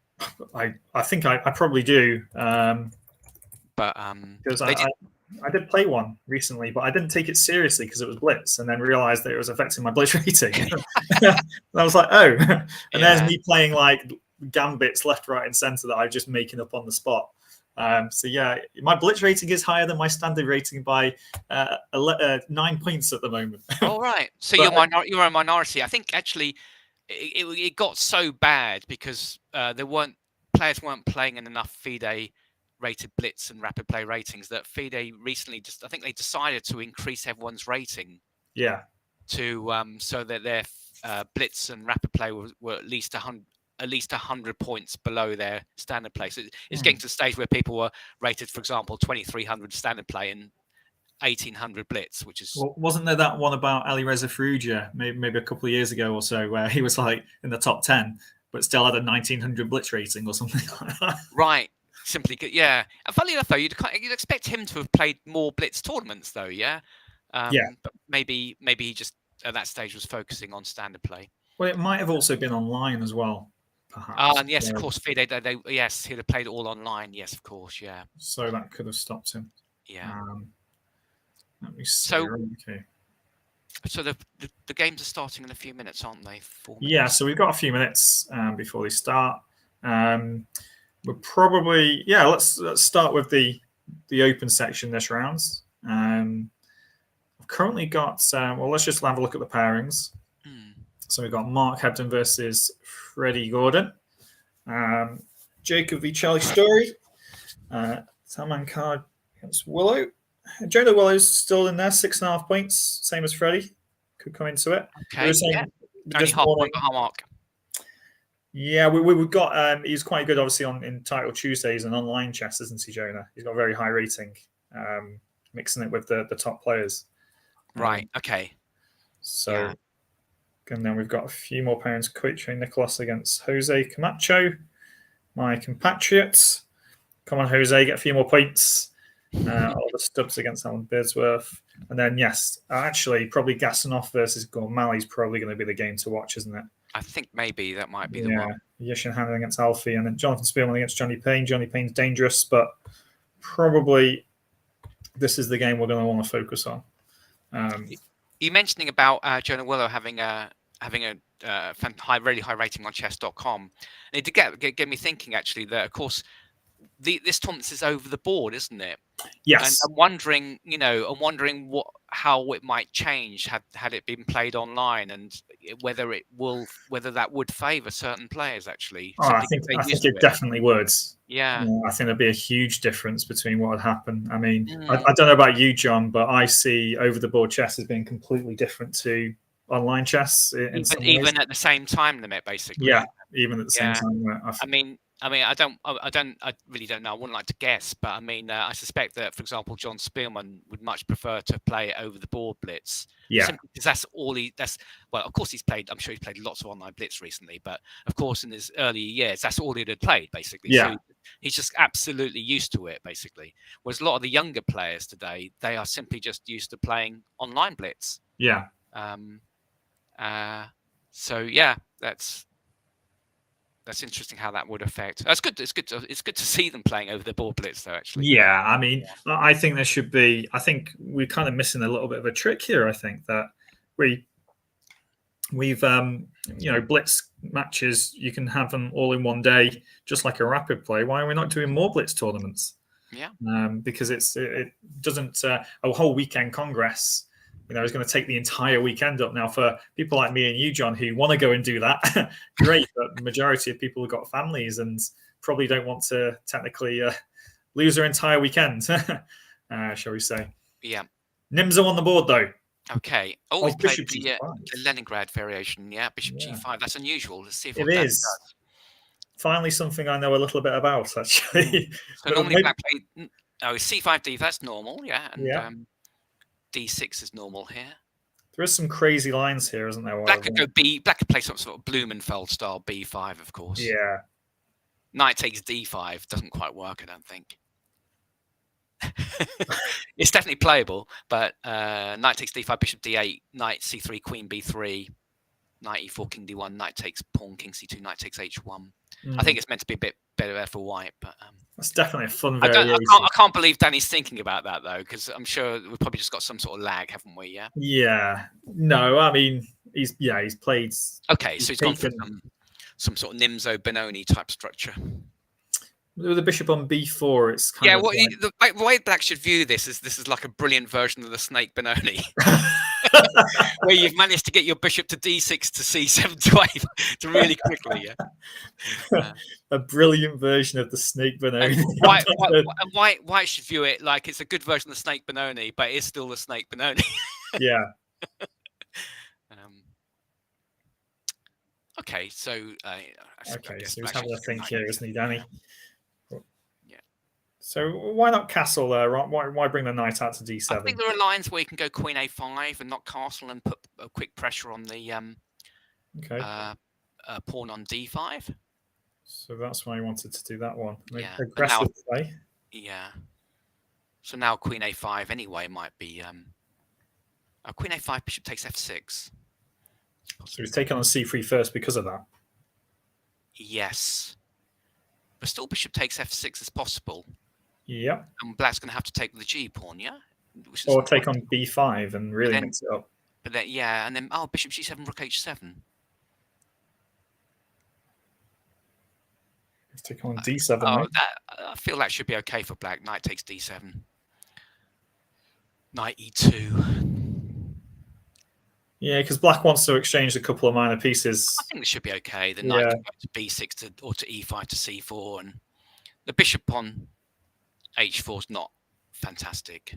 Oh, they can hit d6, but the problem is Black's just going to stick in the knight on e5, aren't they? Yeah, I think so. And just block that off, and if f4 is ever played, then it's creating more weaknesses and blocking in the bishop. So I think that Danny's definitely going to be very happy here. Well, go on. I guess if after castle's here, whether White could actually play bishop e7, I guess that's a key thing. Nice little tactic. Because if castle's followed by rook e8, you think Black should be fine. So I wonder.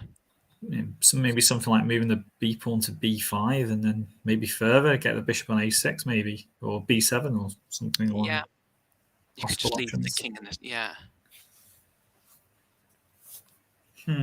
So that's why Danny's using time here, and that could be his undoing. He's using a lot of time. Yeah, he's gone knight e5. Okay.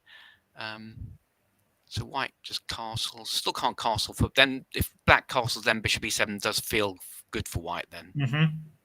Oh, he's gone queen. He's gone queen a6. Okay, that defends the pawn. Okay, yeah, that makes sense. Now he's ready to castle. Still don't feel like using that amount of time though at that stage is what he wants to do. No. It seems like both players are using quite a lot of time. It's a tricky position, isn't it? Because if Black gets some sort of light square grip on the queen side, that could be quite nice for Black. Bishop g3, yeah, okay. He just wants to get rid of that knight. Black just castles here though and lets it happen. I think he's probably going to do. I think he would probably take and then a move like knight g3. He's gone knight c4. He wants to keep the knight basically. It's a nice square. The knight is a nice piece, isn't it? Yeah. And also, that knight on e2 is poor. It's not great. Yeah, the opening from Eldar was not too good, and maybe Danny using that time has played some good chess moves. So I guess whether White could try knight f4 and then knight h5 and just sort of worry Black on the king side. It just looks superficially good, yeah. It works in Blitz though. That's what you should be doing. He's gone queen d3. Okay, that's pretty natural. Right direction. Yeah, but Black's going to just go rook e8, bishop d7. You know. Yeah, I think, if this is a long play game, Danny's going to be very happy. And I think Danny's clock has just bugged a little bit. He's definitely got more time than a few seconds left. Yeah. Or it was 1 minute, a few seconds maybe. Right, F5. Right. Now Eldar's actually getting lower on time now. So Danny is turning the screw here. F5's a nice... Yeah, I mean, that's certainly a tempting move. So should White maybe just go F3, though? I think he has to. I think he's just got to keep the game alive and wait for time trouble. Just so to maintain a pawn on e4? Yeah. He hasn't. He's just gone that, and then Black's going to go bishop f5 next move. He wants the knight onto g6 or e6 or something tactical to come, doesn't he? Yeah. But where's this queen going? Probably back to e2. Just allows rook e8, doesn't it? And then knight e6. And can we take that and play d5? Yeah, then he'll... Oh, he's just gone queen h5 instead. Okay. Tricks. Yeah. Because Danny's won his last few games, if I'm not mistaken. Yeah. Okay. h3 to stop bishop g4. That needs to be stopped. Yeah. Just centralizing the queen makes sense. Yeah. In come the black pieces now. Maybe king h7 just to cover some more light squares. Yeah, why not? If you've got him the control. He's just gone pawn happy. Just king king h1. Okay, white's so white's going to move the knight and then go f4. Yeah. It feels like it's a bit desperate, but that said, I mean, it's one of those things where in Blitz, if you just get a plan together and just do it, you know, and that's the only thing that you can do. And he is just moving anything now. Yeah. 96, okay. Yeah. Can Danny nurse this advantage? It's not going to be straightforward because d6 is hanging now. But f2 was maybe, well, knight f4. E7. He's just taking it with the rook. Why not? Yeah. Okay. So this is obviously just good for black now. But the question is, neither has so much time. Yeah. Yeah, of course. So it's a case of whether Danny can maintain this advantage going into the. Yeah. Yeah, white has got some drawing chances if he can kind of get a5 and then make those pawns weak. Yeah. Yeah. I mean, this should be routine, but I'm nervous. I mean, because this is such a big match for the overall standings.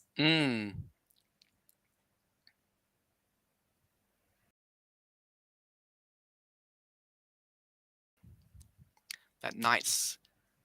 Oh, he's just won the H pawn as well, hasn't he? That was nice play. Okay. So what now? Or did he just blunder a pawn? I think he just blundered a pawn, didn't he? He went c4 and blundered the pawn, yeah? Oh, no. So it's only one pawn up now. Yeah, and that knight looks dodgy on e2. Knight on e2, rook c2's coming. Oh, my gosh. Is it possible he's not lost it. He's not better now, though, is he? No. Because now white could have gone a5 and rook a and rook b6 there. Because the knight is dominated so badly. So I think he's going to halve out. It's going to be a draw now, isn't it? Yeah. Oh, Danny, unlucky. Played so well. Are they going to play this position on or agree a draw? Well, neither side has any advantage now, yeah. Yeah, they've agreed a draw, haven't they? Yeah. Yeah, most likely. Exciting game. Exciting game. That was brilliant. So Mark Hebden against Freddie Gordon. Towards the top. What on earth? Freddie is winning this game. Yeah, just completely. What happened there at the end? So rook f1, bishop d4, knight a4, bishop a6. And that just wins the game, does it? Yeah. Okay, right. Okay, yeah. I don't even know if queen d3 was played. It was winning here then. So it was a rook and bishop, but the pawn on f3 is just so dangerous, isn't it? Yeah. Yeah, so that's just all gone. Wow. Well played, Freddie. To that position. And then we want to see how John Spielman went on, don't we? And that does not look pretty. Did he take something with that rook? He must have done, yeah. Look, queen. Oh, queen. Fair enough. Wow. Yeah. So Freddie's won. I've just got a message that Badhana's also won in the women's section.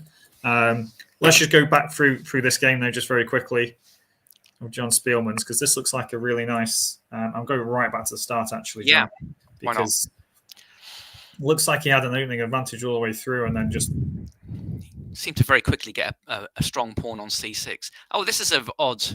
What is going on? Yeah.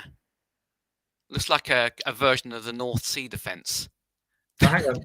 Just so knight g7 was going to happen. Okay, so this has actually worked out not too bad for black though, yeah.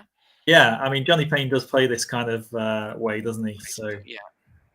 Okay, well I say not too bad though. It's still very comfortably slightly advantage for white. How many times has John Spielman had this kind of position as white? Feels like it would be quite a lot. Then goes that c6 pawn, and then this is why he did it, because he can support it with the pawn on b5. Very nice. Pawns keep coming. Yeah, notice that's the nice idea, g4, g5, just to push him further back. Knight gets to d5 then. That's the control of that c6 pawn gives him over black pieces. Yeah, it allows white to just push the pawns on the king side without any fear of being counterattacked, because he's got so much of a space. Yeah, and this is... He just seemed to lose.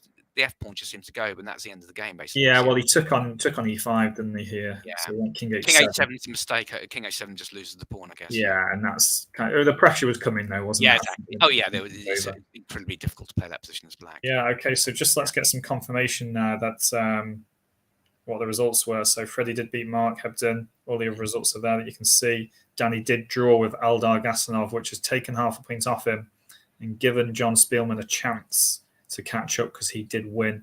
Yushin beat Alfie. Draw here as well. And a few more results as well. So that's actually left the standings at the moment for half a point ahead of John Spielman and Eldar Gasanov. And then the chasing pack of Freddie and Jonah, 7.5 points each.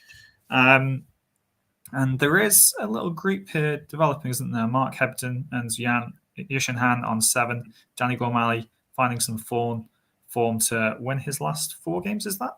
He won his 3, then he just drew against. Won 4 and then drew. Yeah. Oh, okay. Yeah. So he's definitely stormed back. Yeah.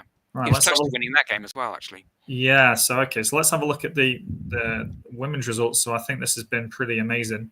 I mean, the tournament's been amazing as it is, but so here we had, where is Bodhana? She's on board 7. Yeah, I see. So she's won again.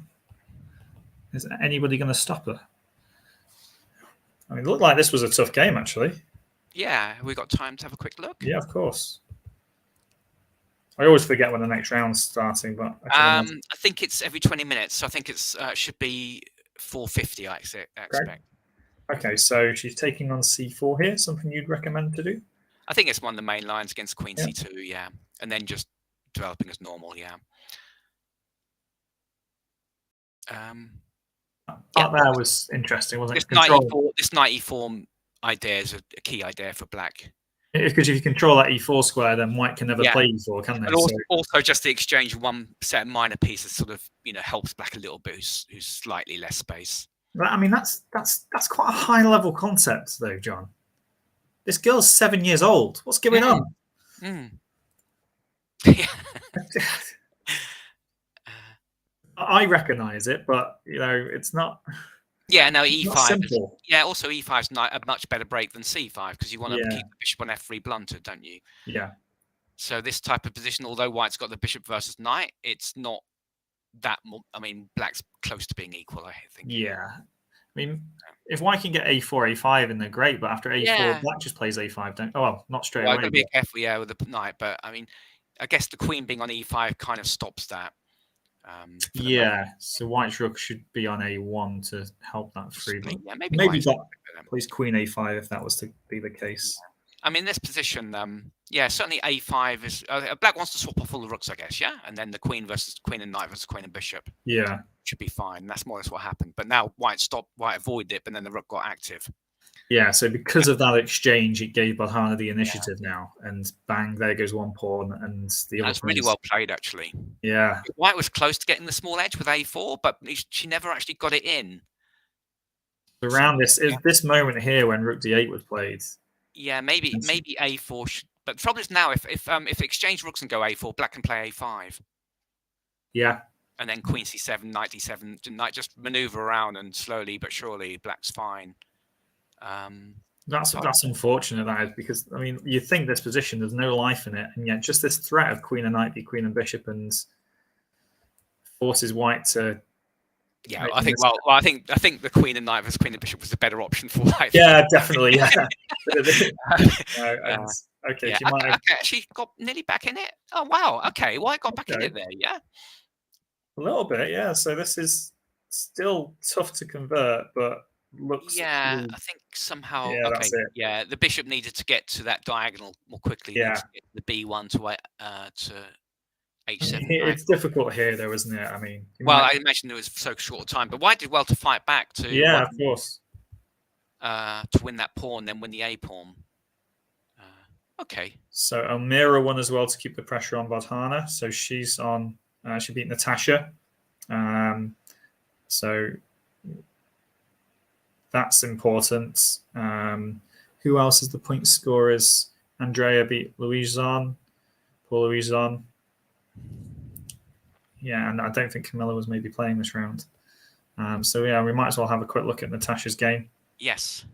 That's not looking pretty. That's a nice checkmate. It's a nice checkmate, isn't it? See how that developed. How did we get there? Sorry, B4 here. What? Wow. This is this normal, John? The delayed whatever. The delayed whatever. Yeah, delayed orangutan. Orangutan.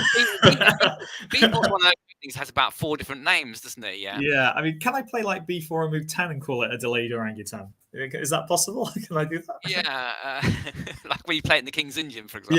Yeah. Okay, so it's got more like an English versus a closed Sicilian now. Yeah. Yeah.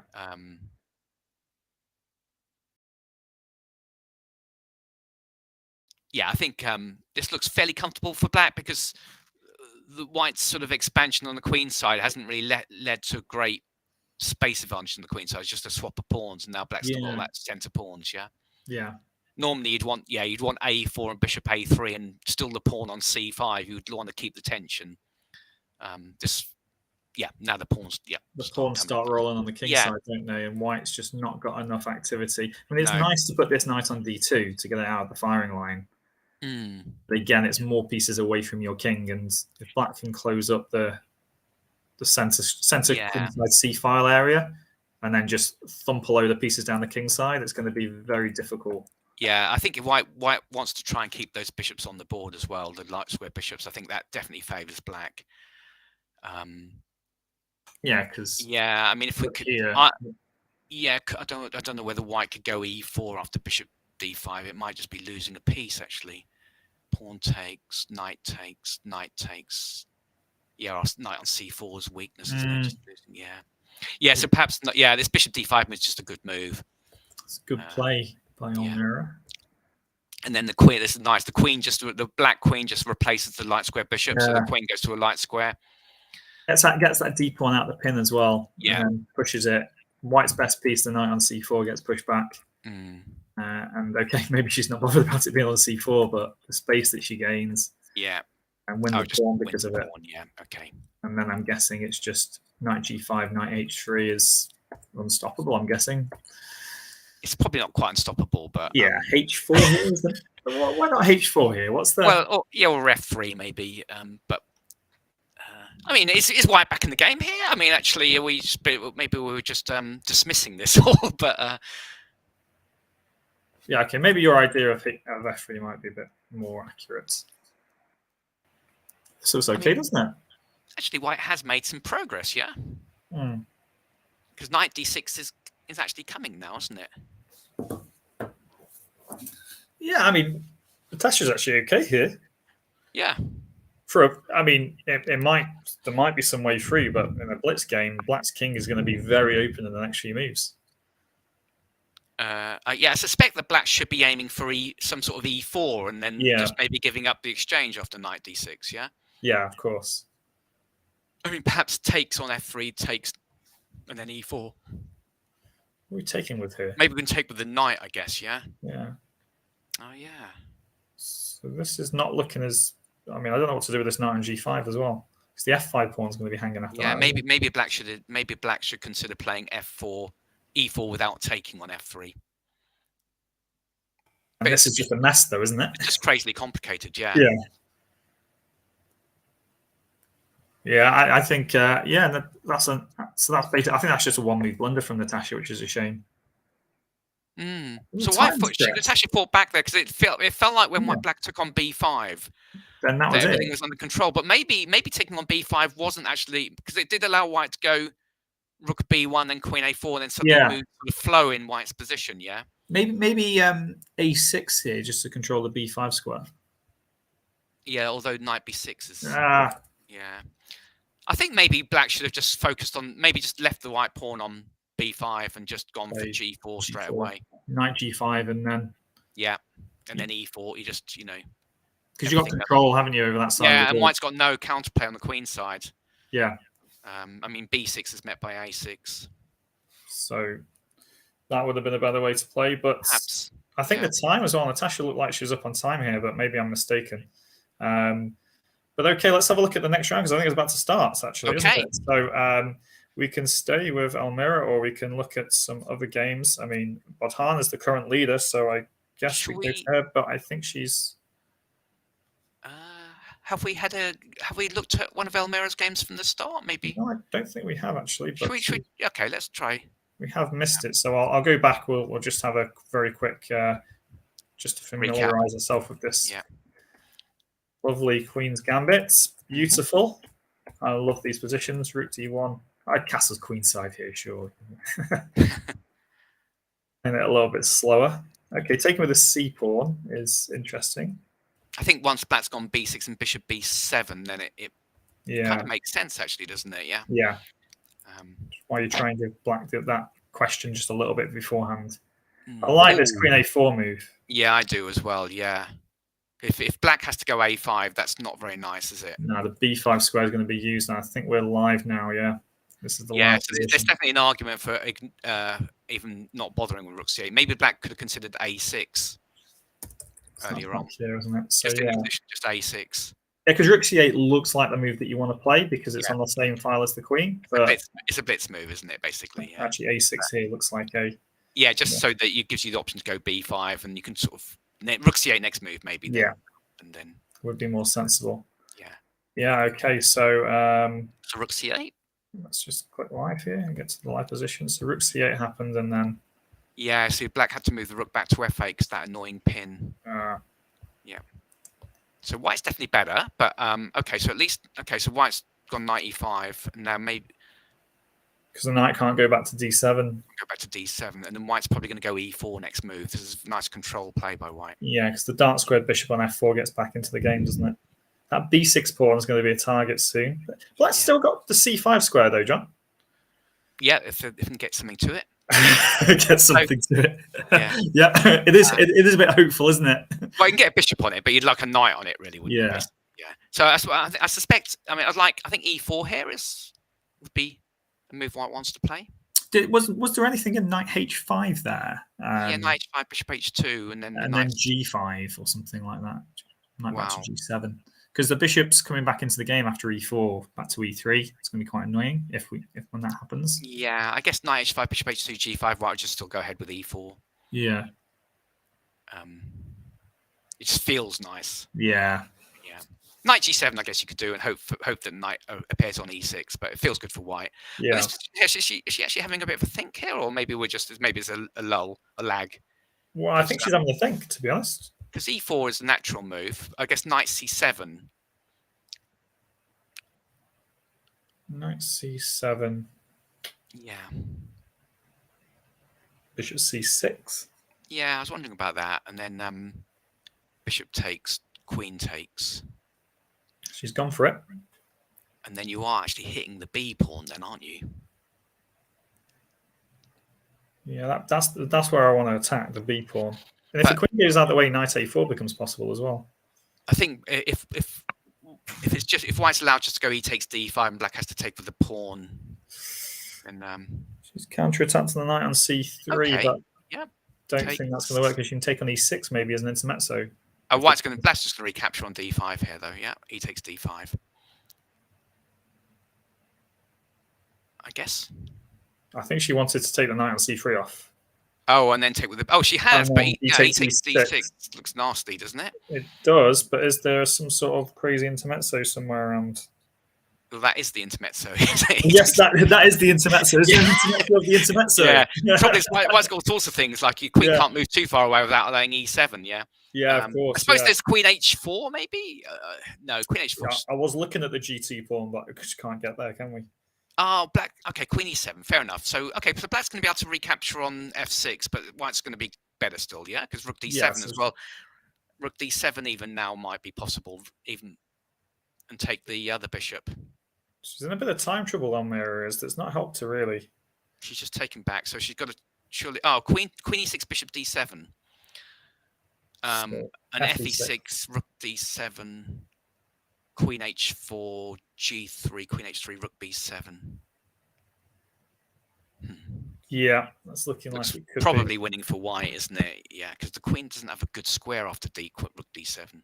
Oh, the bishop's the bishop's defended by the queen. The bishop on f4 is defended by the queen, so you have to go queen h4.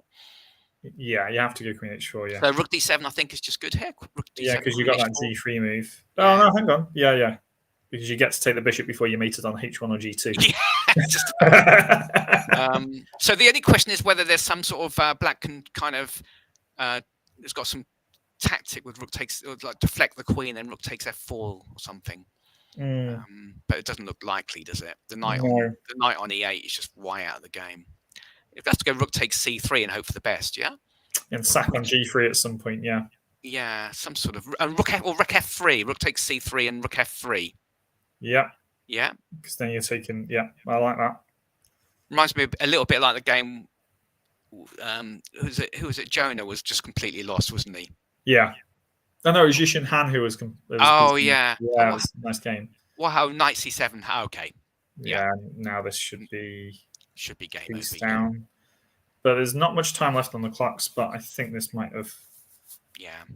Don't forget. I mean, I guess those clocks obviously might not be completely accurate. Yeah, of course. Yeah.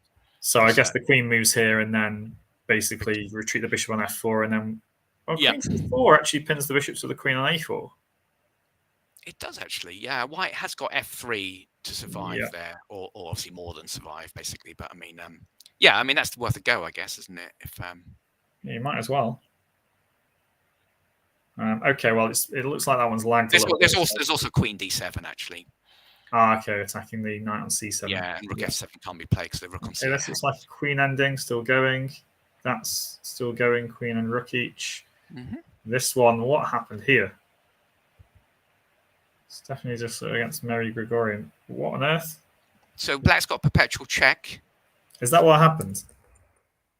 Check. How did this game start and finish? What happened here? Yeah, let's have a quick look. Andy. So this is theory still. b5 normal there, John? Yeah, it's kind of theory, although when white has a chance to put the bishop on g2 rather than c4, once white's on h3 and g4, that makes a lot of sense. And that would stop b5 being as powerful, I guess. Yeah, I think, yeah. So this is why this check happened. Oh, right. Okay, yeah.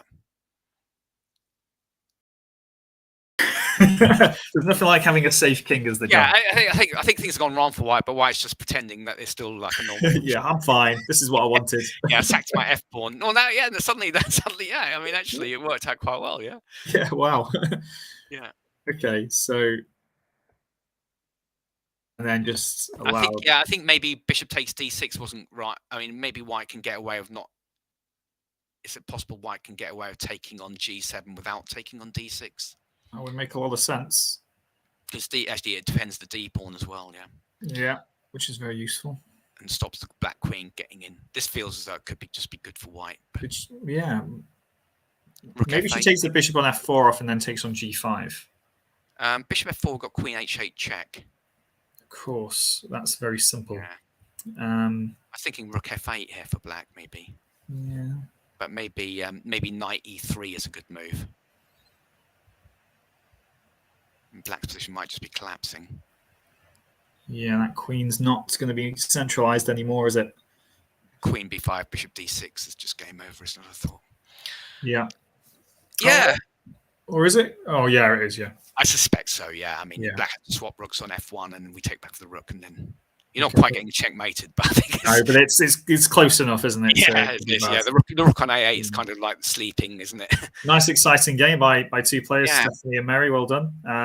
Okay, so which games were still finishing? So is this game still going on? Somebody has... Oh, this is Natasha's game. Natasha, she lost on time. Is that what's happened? I can only think she has, because otherwise, there's no obvious win for white here. That's a shame. I don't like it when the position's drawn and somebody wins on time, but there's still a lot of play left, but a lot of play left, isn't there? Yeah, but so it's just one of those things. Did we check Bordana's game yet? I think she had the bye this round, or unless. I see. Okay. Although I have said that for the previous few rounds, and then somebody else has mentioned, she's still there on board 7 or something like that. I was just, so yeah, I think she's not played this round, but this looks like a nice ending here between Anusha and Madara. Oh yeah. Just because of we'll go back to the start just to have a quick look at what's happened. But if we just go up, so okay. Aggressive stuff. Yeah, casting queenside, yeah, aggressive stuff. This looked like a time trouble endgame, so that's why I'm just whizzing forward to it. Oh, okay. Yeah. There was an exchange. I did miss the exchange being one though. So yeah, just simply queen takes pawn, knight takes f7, exchange 1. Yeah. Okay. So this should be fairly comfortable for white in a normal game. A normal game, it should be. Yeah, but E3 is a good mixer. Mix it up and queen feels too defensive. Yeah, maybe a bit too solid. Too solid. Maybe it's possible white could have gone rook c7 last move and rook c7. There's queen b6 ideas for black actually. That's maybe that's not solid enough. So So Anusha went g3. Yeah. And it allowed e3, and then this feels like it's gone in the wrong direction already. Gave it back to win the e2 pawn, and it's still a pawn up here. Yeah, actually, that white Anusha did well to sort of escape from that and be a pawn up. It's not the perpetual. She went f3, but that opened up a king a little bit more. Lost this pawn, and it was white's king being too open in the end. I think that's not helped. Yeah, I like Madara's plan of h5 h4. Yeah, it was nice, wasn't it? Just softened up white's and king. even this g4 move, normally you'd want to open the lines, but g4 sort of takes away f3 from the king. This king on a8 that castle queenside, that were like that pretty open king. It has been on this a8 square and it's not been attacked really. There's only been like simple checkmate threats on b7. It needed a bit more. The problem is this pawn can't do anything, can it? It's always it's like make a huge difference the way the pawns are. I mean, if the pawns were on a7 and b6, it would make a huge difference. Yeah. But yeah, Madara did well to open up the Anusha's king there, and then it's game over around here, I should imagine. Nothing to be done. So wow, some fantastic games there from the women's section. So let's just have a look at the results, because that was round 12, wasn't it? Okay. Yeah. So we're here. So wins for Almira, which keeps her in check with Bordana. She's still half a point behind. But actually, does she take the lead? Actually, she's taking the lead now. Yeah, she's taking the lead, I believe. But she's got to have a bye though at some point. So she has the bye. Yeah, this is round 11. This is round 12, wasn't it? 12, yeah. Okay, I think she might play Bordana next. I think that's the crunch battle. Is the next game? Okay, well, yes, she does. So in that case, then let's flick over to the open section. Yeah. Look at those results, and then get back to the women's section for that match. So hang on, let's switch over here. So how did the guys, or they are all guys, get on? But women can qualify for the open section, just in case anybody watching is wondering what's happened there. So round 12. Any surprises here? Freddie beat Johnny Payne. John Spielman won as well. And Gasanov won as well. Danny continued his winning form against Yishin Han. Yes, he did, didn't he? Yeah. Really come into Mark it. Hebden won, got back on winning ways. Yeah.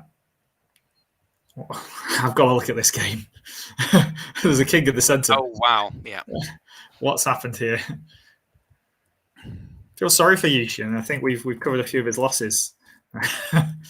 Knight a5. That's a blitz. Oh yeah, that's like a blitz move, isn't it? At least he's having fun.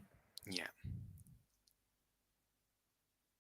So Danny's here playing proper chess, isn't he? Yes. It doesn't look too bad for black. D5 square. The knight on B7 is the knight on B7. Yeah, in a way, Black didn't actually want to. Somehow White was very happy to exchange one of those knights. So it's kind of crystallized what his advantage. I mean, now it's looking awful. Now it's looking bad. So this is just how to finish it off, really, isn't it? Yeah. Yeah. Nice try, Ishin, though. Points for creativity and attempting to survive and over. Yeah. Nice win by Danny. Any other games here? Any other finishes that look nice? Camacho was a rook and pawn ending. This was 2 rooks. Mark. Actually, how is that one against Jacob? Okay, so the problem is he can't get out the pin, can he? Yeah. And what's he just going to do? Queen E6. Queen E6. Well, I guess White could even consider just rook C3 to F3. Oh, Queen E6 does threaten to get out of the pin, actually, doesn't it? Yeah. Yeah, kind of. So Queen E6 here. I thought he had time for rook B5, rook B6, but I don't think he does. Rook B5, Queen C6. Of course. Yeah. Swaps queens. So this still looks like there's a bit of play left in this position. So maybe it was time. Yeah. Yeah, you wouldn't resign. You wouldn't actually resign this, would you? No, you'd play it on. So, but this happens in Blitz, though, doesn't it? You just don't see a move, and you think that Rook C6 is coming next to maybe resign, or maybe it was time related. He might have just actually lost on time, of course. Who knows? If you don't see, if you can't see Queen E6, then you can't play anything, and you just lose on time. Yeah. No. Okay. So that's that game. Mark against Jacob. Charlie Story, interesting win. See if there's any. Okay, Gasanov's game. Guess we should cover the tournament leader. Yeah. Makes sense. And then we'll flip back to the women's section for the big matchup of Elmira versus Bodhana, coming in 3 minutes' time. So did he do this in another game? Oh no, this is Alan doing it. I thought this was Eldar doing it. This is it's a kind of like with the idea of C3 and Bishop C2. Yeah. Yeah. I think this is the Kopek system. Danny Kopek. Oh, he's done a video of it, hasn't he? And I think he's got some like weird music going on as it goes. I think it works better against certain lines, but here it seems a bit like White's playing Black. Yeah. Yeah, Black's got a lot of space here, and I mean, I've got all those pawns coming out. Okay, you give me the space, I'm going to take it. Connect 5. Yeah, I mean, there's only the B pawn needed to join up. So if you could just play B5 and H5, I think that's it would look like one of my chess club games that my juniors do when they start playing. Yeah, they either do that or the zigzag formation. Yeah, and you know that they haven't done enough knight and bishop practice when they just move all their pawns and don't move any pieces at all. Okay, so B5 is interesting. I feel like there's some squares for White, but just not enough. No. The F3 square. That White bishop, light square bishop, just needs to get to A2, doesn't it? But it's not. This Bishop D3, Bishop C2 maneuver at the start has clearly not worked. Basically, White needs to swap his bishop on C2 with the knight on G2, then it'd be fine. Yep. But he has to do this, and then this just is lost here, isn't it? It's just game over. It's a bit of fun to mop it up. Yep. Game over. Okay. Yeah, nice game. Nice game indeed. So scores: Eldar Gasanov 10.5, John Spielman 10. Looking like, so how many rounds to go? Should we see what the pairings are in the open section in round 13? Yeah, of course, because we've got Jonah and Freddie still on 8.5. They still technically could catch up, but round 13, Freddie's got Jacob Boswell, Mark Hedson, Gasanov's got Camacho. Okay. And John Spielman's got Danny Gormally. Wow. Okay. So that's also a big match. Yeah. Probably not as big as Bodhana versus Elmira in the women's section, though. We should, probably switch back because that could potentially decide the outcome of the entire tournament for the women. Whereas that's still going to have some time left. So this is a big game. I guess if Elmira wins, actually, Has she actually? She'll be a point and a half clear, won't she? Yeah. But she'll have to miss a game still. So Badhana So it wouldn't be the game with the it wouldn't be all over, would it? Basically, no, it wouldn't. No. But yeah, I seem to be seeing a lot of Karo Kans. Is that because both of these players play the Karo Kan in the 2 knights? Oh yes, because Badhana plays the Karo. I think it's black. You're right. That's yeah. Right. Yeah. So we've got a 2 knights. I'm surprised Badhana's thinking here, unless that's a glitch. Yeah. No, it was a glitch. I think. A few more seconds. I think knight f6 actually is an slightly unusual move, but no, it's not. No, sorry, it's yeah. Okay, so we've got an endgame. I mean, who's happier here? I mean, Badhana seems to have played her endgames beforehand pretty well.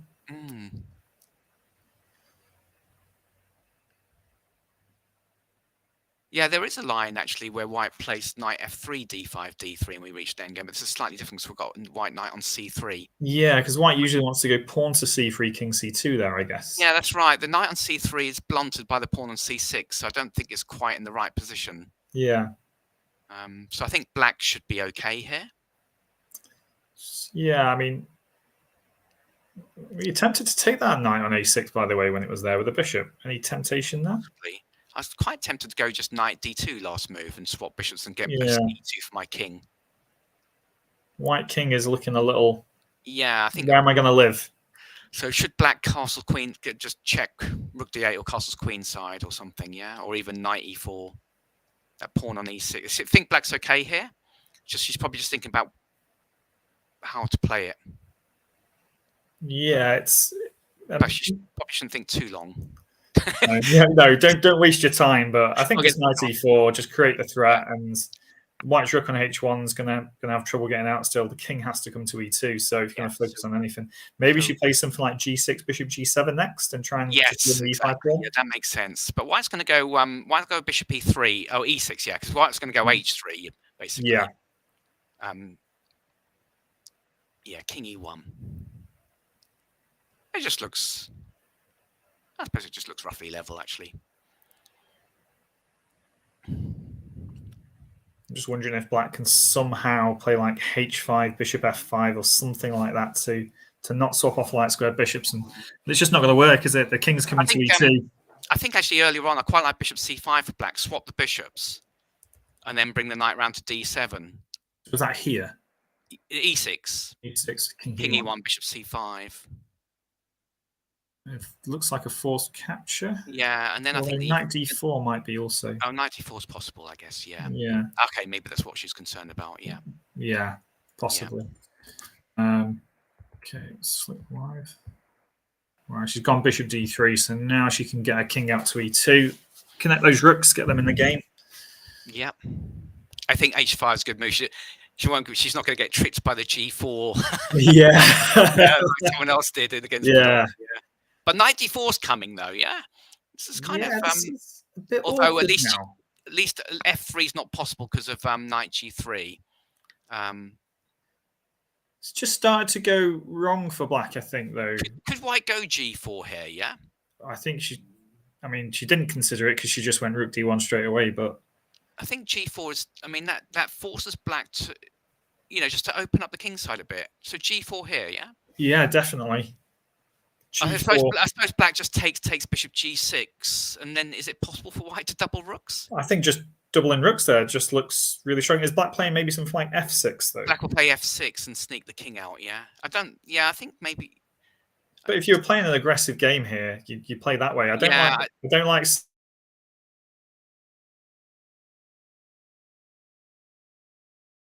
She did it for the d4 square, but I mean. Oh, mind you, knight d4. Oh, knight d4 last move. And then c6 was hanging? Yeah, knight d4. That's looking pretty good. Black's got to go rook c8, but then we can take on f5, and it just feels better for white then, doesn't it? Yeah, feels like a better. Yeah. Okay, let's see what happens actually. So she's finally played g4. Yeah, but okay. Bit too late though, because her light square bishop went then, didn't it? So she finally took on e4, and then she went g4. Yeah, okay. I think she needs the light square bishop on to make this a bit better. Yeah, now I feel black's better now? Down on time. Down on time. That could be crucial, couldn't it? Yeah. Got double the amount of time, actually. So I guess she's gone h4. She just didn't want to open the h file. That's fair enough. Yeah, that's fair enough. But you see, White's struggling a little bit with that knight. Yeah, but maybe knight g5 is possible coming up. Knight g5, bishop g2. No, you haven't got time for it. Oh, that's a good move. Oh, that's nice. Yeah. Although, no, is it then knight c4? Okay, rook d2 or knight d4 was rook takes knight d4 was still possible again, wasn't it? Knight d4, bishop d5, c. No. Check's going to be annoying. Yeah, check, king f3, c5. No, knight c6. Knight c6, bishop d5, rook takes d5. Knight takes. Is the knight getting trapped on e7? Oh, king's gone to d1. It's really cagey, this game. No one wants to play any aggressive moves. Yeah. Maybe just play rook ac8 and then play c5 next go. Yeah.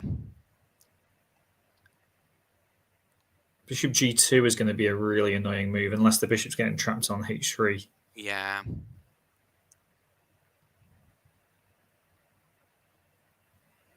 Kick the knight out, control that knight, and then win the h3 pawn.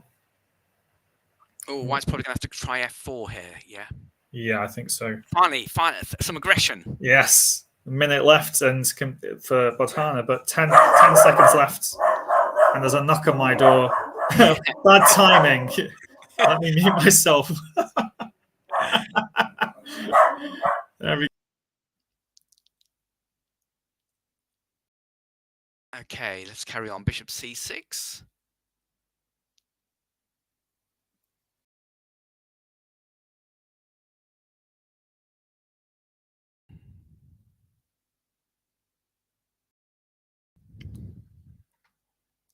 Rook swap.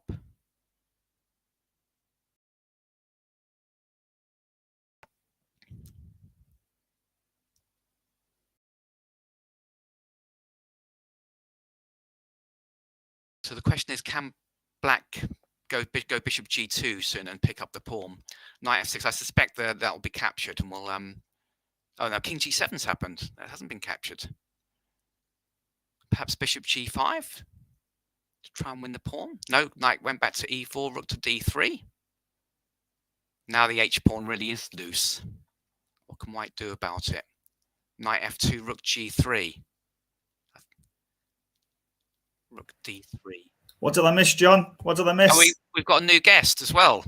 Yeah, she's...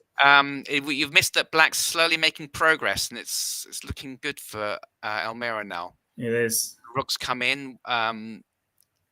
Bodhana's tried to defend basically for the game, but it's looking tough.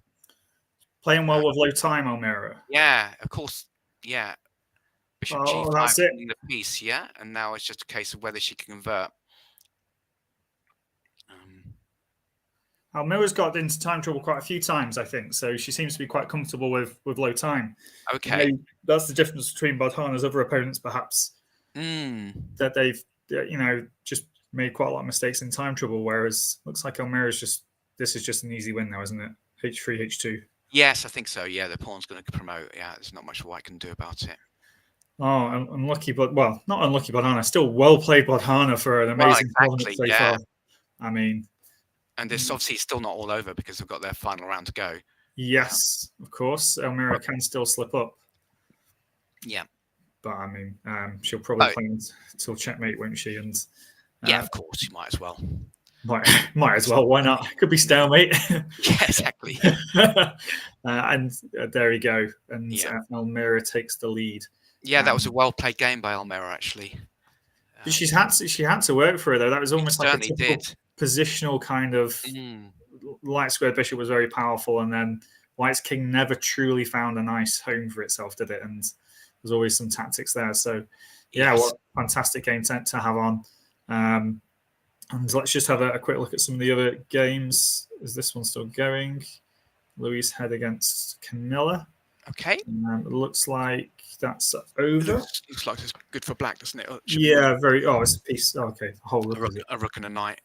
Rook takes knight, and it was game over. Yeah. Okay. So then Eugenia Cass, Well, let's just have a quick look at these two players. Yeah. Looks like I don't Is it actually still know. going? No, I don't think so. Maybe Eugenia's ran out of time. Oh, knight c2 has obviously just lost the queen, actually. She just blundered the queen. Oh, well, you're losing the knight anyway. Yeah, you're losing the knight anyway, because it's basically. pinned. Yeah.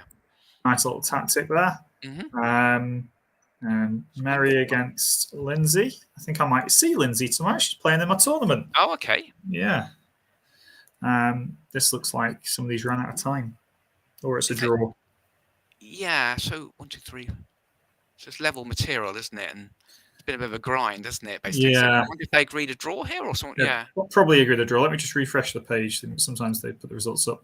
No, this is still going. It's definitely against Madara. So we've got a game still going on here for some reason. Oh, but the extra pawn, though, makes it very easy for Stephanie to mop up. And she's just going to win the night, I think, next go. So, okay. Nice finish there. And we really want to get through to the open section. Natasha's lost against Anisha. Nice little checkmate here, actually. Let's just show that. Nice little checkmate at the end. Unlucky Natasha. Anita versus Elise Dyson is still going, or was still going. That looks like, I don't know what that looks like. It looks good for black, doesn't it? Because the black king can sneak out to G6. Queen E4, no. Queen D1. Yeah. Black's one. Okay, and then the final game here, just before we switch back over, is, it was the one that we looked at. So let's look at the open section. Show. Let's see what surprising results will come up over here then. And right, what we got? So we've got... so John Spielman beat Danny. Okay, John. We'll look at that game in a second. Freddie beat Jacob Boswell to keep track. And Gasanov lost to Jose. He did. Right. Big change. So that means that John Spielman is ahead. He's now ahead. Leapfrogging Eldar Gasanov by half a point. Let's have a look at how Jose did this. The Welsh guy causing an upset and affecting the standings. How did he do it? Oh, and is the bishop beef? No, this is the same line again. Yeah, but it's actually kind of transposed to the knight f3 variation. Yeah, it does. Yeah. I don't think h5 was right there, but it is in line.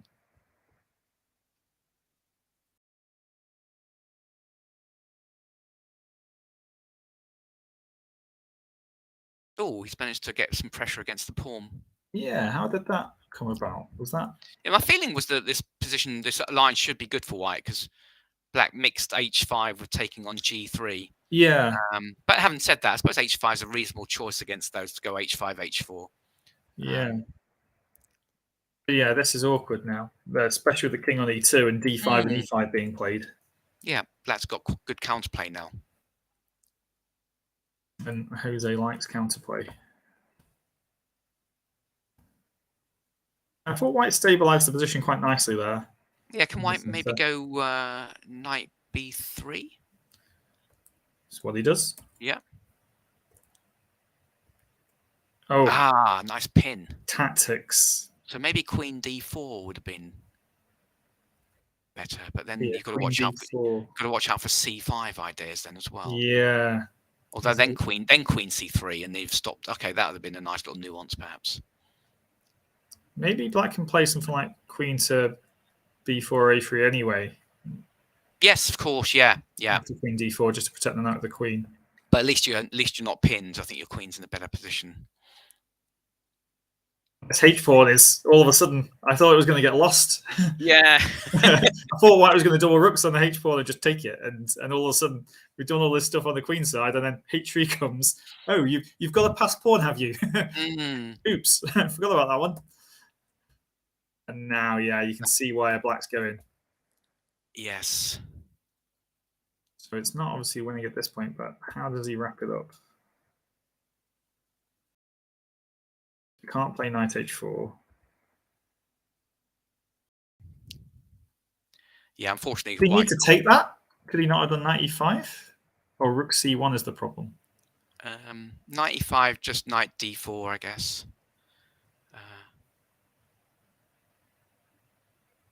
It's also rook c1 and then the knight e7 check or something. Oh, of course, yeah. Just get rid of their pawns. Probably. I was just trying to think of, can black be quicker here by not taking the pawn and taking the next go, but it is actually dangerous. But the problem is he can't get his knight to attack this pawn on g2, can he, or attack the rook too easily? No. This is the problem. So this entire setup here with these rooks is just basically stagnant. I guess if white does nothing, black can kind of play it like a knight ending and just leave that situation on the. Yeah, and even though he's got out a little bit, the problem is. Yeah, he couldn't afford to take the pawn earlier there because black would have just exchanged rooks and win the knight ending. And Jose's just happy to convert this endgame. Yeah, that's one. Well done, Jose. Upsetting the apple cart and upsetting the final standings because Danny Gormley didn't hold out against John Spielman, who most likely played a very nice game here, I should imagine. So what's happened here then? We've seen a lot of Danny wins recently, haven't we? So yeah, he won. A bit unusual. Yeah, that's his John Spielman. He likes this line actually. Okay. It's not as sort of innocuous as it looks. Because if black doesn't exchange on f3, then the knight comes to e5. Yeah. And so, yeah, we get this kind of French structure again, and it's probably just a little bit better for white. John Spielman brought out a book on his repertoire. I like that pawn structure white has, just there. I see that sometimes. It's like it's the Tetris. Yeah, Tetris piece, isn't it? Yeah, that's what it is. Yeah, a nice Tetris piece. I like it. Yeah. We've seen 4 pawns in a row before, but here this is nice, isn't it? How he was able to just basically swap off and get rid of them. Then just still a very small advantage for white because of that bishop on d5. Yeah, and the pawn on f7 is under attack, isn't it? Straight away, or the pawn on f2 is so you have to move our rook somehow. Yeah. Now he wants to put his bishop back, and that f7 pawn is nice. Yeah. Black can't do the same to white, and all of a sudden stuff happens.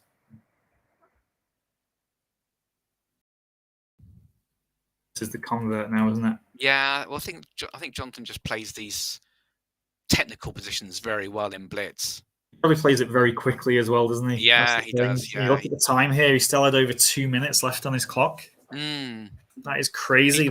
He's just got an absolute sort of feeling of where all the pieces and the pawns need to be in these sorts of positions. And 2 minutes left on the clock. You just feel like so demotivated. But I'm pretty sure this is not the only game where he's finished with such high time. Yeah. Because he uses the time pressure. He's just playing good move after good move after good move.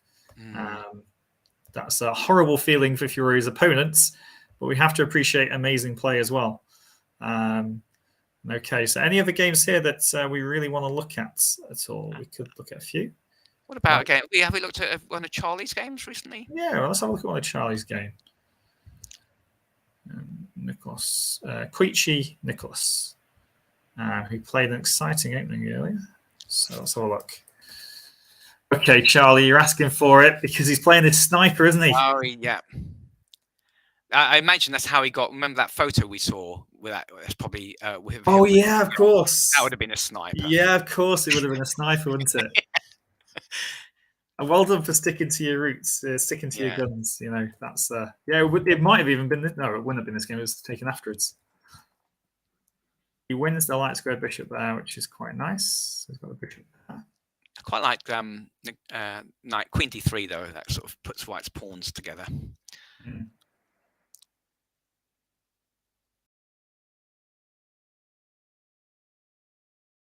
Maneuvering. F5 was a nice idea. Wasn't it? White's e pawn that gives the black the d5 square for this knight. Did he have to take that though?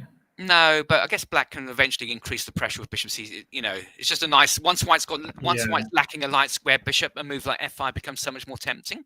Yeah. And the knight just comes back, and when the knight's on d5 here, it's just just lovely for black, isn't it? And the bishop on g7 is really nice as well. It's like a very nice positional game so far. Yeah, d3 was under attack, more weaknesses, and this is the point where he wins the material, shall we say? And then he converts this, I guess. Yeah, and it's over, isn't it? Yeah, that's a nice game from Charlie. Nice game, Charlie. And really nice game. So I think we're just a minute away now from round 14. So let's have a look at the pairings. Should we stay with the open section this round? I think we should, yeah. Yep.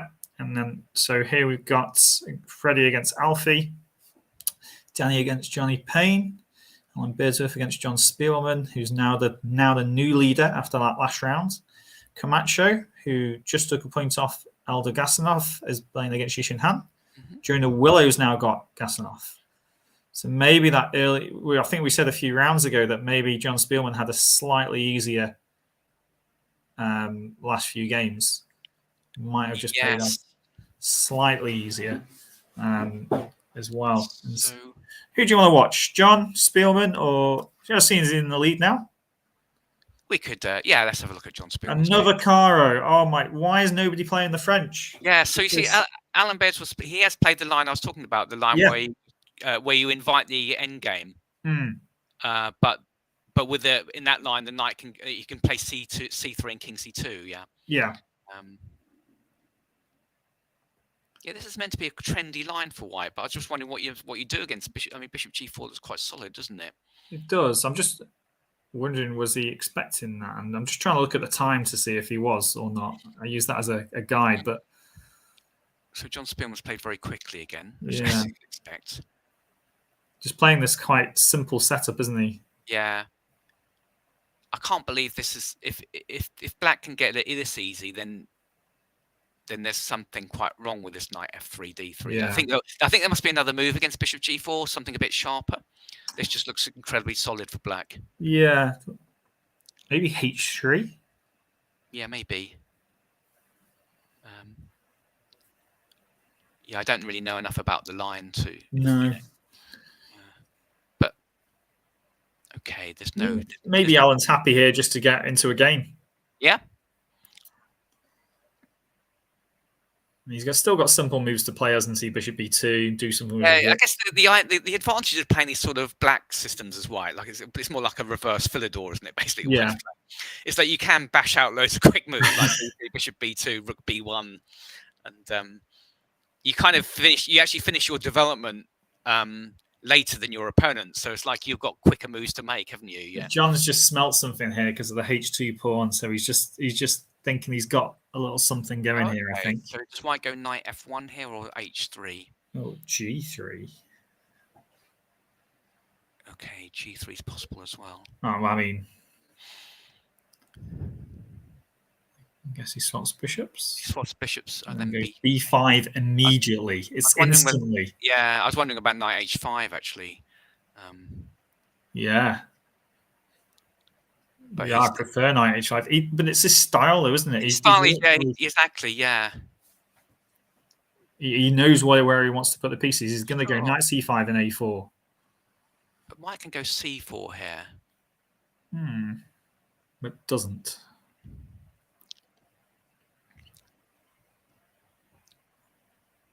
Surely white. This is kind of feels like white's right. Okay, so he's gone B4 against that. Okay. So now he's going to take the D file and try and. I'm surprised he swapped knights off. Was white's knight amazing there? Or? No, but I suppose I don't know. Yeah. Black's still a touch better though. Yeah. Yeah, it's just an edge. He's got that C3 square as well that he can possibly jump into, hasn't he? Yeah, in fact, it's attacking the E4 pawn, so it just ties down the white piece. C3 even possible here, but no, he just swapped. I'm not so sure about this anymore. I think Alan's doing okay here. Yeah, it's difficult for Black to get the rook to the D file. Wow. Maybe just white parks the rook up on E3 or something like that. Yeah, I mean, Queen C3 is coming next, but he doesn't have to take it. So if white just goes King H2, King G2, King H2, King G2 here, how does John make any progress? He has gone Queen C3. He doesn't have to take that, does he? And he shouldn't take it. No. Maybe King F3. But if he doesn't take it, then maybe maybe some sort of King F6, King E5. Oh, so copying your compatriots, Mr. Short. Oh, Rook D8, Rook D8. Oh, Rook D8. Because, oh, wow. That would have been so nice. No, but rook d8 was not completely clear. You take, and then rook c2. Maybe it just doesn't work. Oh, okay. Yeah. That would have been. But now it's it's going to be a bit of a okay. So what's this? This is going to be fun, isn't it? Basically, so White's going to have to work out where the rook d2 draws. Rook d2. Oh, he swapped rooks. He has swapped rooks, but that's. And then he's pushed. He's going to play f4. It's going to be a draw. It's going to be a draw, isn't it? Unless he plays f4, he can't play f4. He's got to play. He's got to just allow it. Wow. Tell you what, yeah, John maybe has got 2 minutes left on his clock here. Normally puts enough pressure on his opponent to. According to the clock, there he didn't have any time, John. No, it's glitched. He had more time than I. It's glitched. So I just want to look at that rook d8 thing again. I am assuming that this is going to be a draw. Work, I don't think, but it was a fun move. Yes, fun move for sure. Rook d8 here. Because the idea for everybody else is queen takes queen, pawn takes queen, and if rook takes rook, you've got this move c2, and the rook can't get back to stop the pawn queening. But John pointed out here that rook c2, and White's actually better now. Yeah, you can maybe give a check or something and come back, but White just sorry, I think this check here is just a bit pointless, isn't it? King e2, I think, rook d4, just f3, and then or king e3, yeah, whichever way around. Yeah, and game over. So let's just go back to the live position. It must be a draw. I'm assuming that this is a draw now. Well, I'm sure they must have agreed a draw. Agreed a draw, yeah. Maybe John fancies his chances, but this gives him Eldar Gasanov a chance to catch up. Yes, let's see how it's going during the Willow, and it's looking good as well. Ugly. That's looking like a resign. Has Eldar got 3 minutes 2 seconds left? That can't be right, surely. No, but we don't want to disagree with it, do we? I've got to look at the notation here. What on earth? So he was playing black, wasn't he? So yeah, it can't be right. He spent 23 seconds and 43 seconds. Okay. Whew. Yeah. Whew. That was a close one. Well, you thought that he is so frustrated losing that last game. So he just bashed out the moves. You know, he just said, "I'm going for it now." So how did he topple Jonah, who's an extremely good blitz player, especially online? So this is, I guess, somewhat theory. Yeah, although it's worked out well for black, hasn't it? Actually, for some reason, I'm not quite sure. Normally, white gets the bishop to d6 in this line. In this sort of position, like normally it's knight after bishop f4. Normally it's knight e7. Okay. And then bishop d6. But he's managed to get. There must be some way for white to try and exploit this, but it didn't happen. And now black's absolutely. Yeah, this is a nice little. You see this in a lot of opening lines, don't you? As well, takes and d5. Yeah, black's fine now, or better, basically. Yeah. Doesn't take the bishop because of the d5. No, I think he probably preferred to win the light square bishop. Yeah. And the d pawn is just going to hurt. Yeah, it's a good opening success for black. Game over. So yeah, I mean he's done this incredibly smooth. Yeah, really fast against someone as good as Jonah Willow. That's just and all it is really is back here, isn't it? Yeah, there must be something. I suspect there's something that white can do, but of course, if it's an unusual move a6, and if you don't know it, then it's very easy to. Yeah. I mean, maybe bishop a4, perhaps, to discourage d6. Yeah, because if b5, knight on c6 is loose, I guess. Well, then the bishop's much better on b3, yeah? Yeah. For start, the knight takes e4 doesn't work, and also there's problems with, just like in the Lopez, basically, the bishop's much, and b5 can be a weakness. Wow, that quick to dispatch of somebody of Jonah's ability. Wow, that's he deserves to be at the top for that, I guess. So the scores haven't been updated just yet, but I guess we've got a couple of minutes. So Freddie is actually still playing against Alfie. Oh, okay. Which is interesting. And we can see why, because there's not much going on.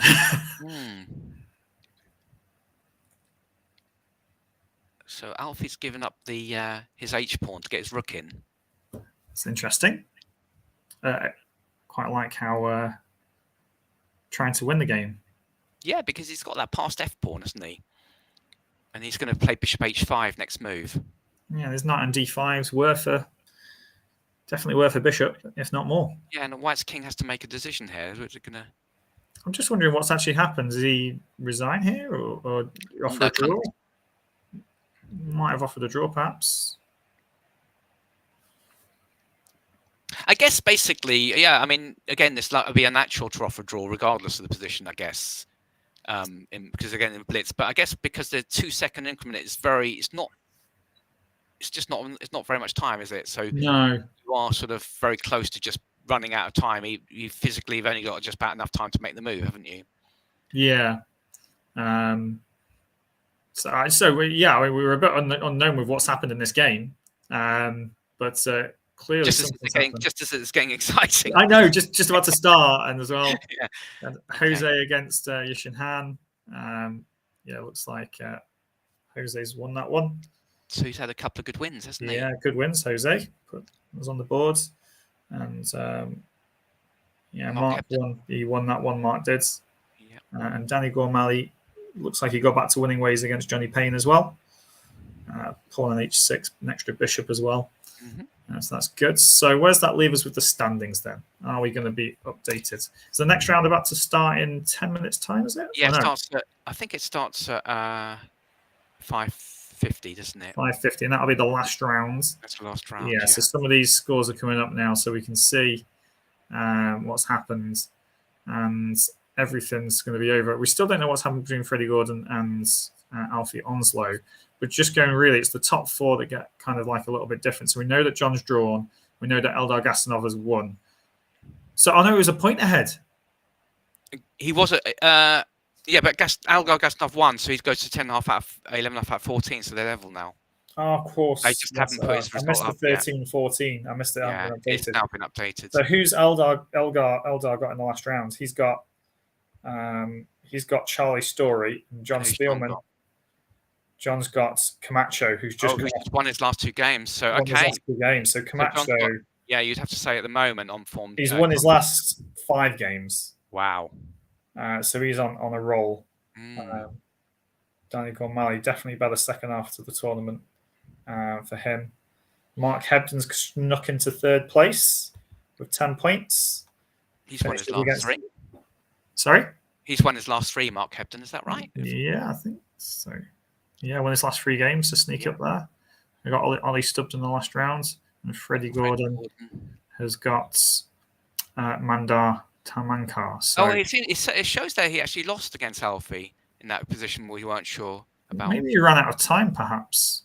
Yeah, he must have lost. It's now showing it, and perhaps it's showing that he's lost. So maybe he ran out of time, perhaps. It's difficult to play here. King B3 is possibly something because Bishop H5, Bishop D1 is going to possibly lead to some sort of checkmating pattern, or Knight takes C3 is going to happen. Yeah, it's dangerous for White now, isn't it? Yeah, I'm not unsure with what's happening there. Perhaps White should have needed to go pawn to H4 to stop H4 and just block it up for the draw. Yeah, it might have been a better decision. Shall we just have a look at the women's? We should, because results? Of course, obviously the crucial round 14. Yeah, so I think this is very important here. So in round 14, we've got Bodhana actually drew with Elise Dyson. Mm-hmm. And I think Elmira was taking the bye. Wasn't she? Yes. So therefore, I think if we look at the scores, Elmira is a point ahead. Kamila Hyryshchenko is caught up and is only a point behind. Okay. With Bodhana. And what are the last round pairings? So Elmira has got Elise Dyson. Okay. Just drew a Bodhana. Match. Yeah. Camilla has got. She's won pretty much all of her games there. She's won out of her last 1, 2, 3, 4, 5, 6, and 8 games. She's gone 7 out of 8. Camilla has. Wow. She's got Mary Gregorian.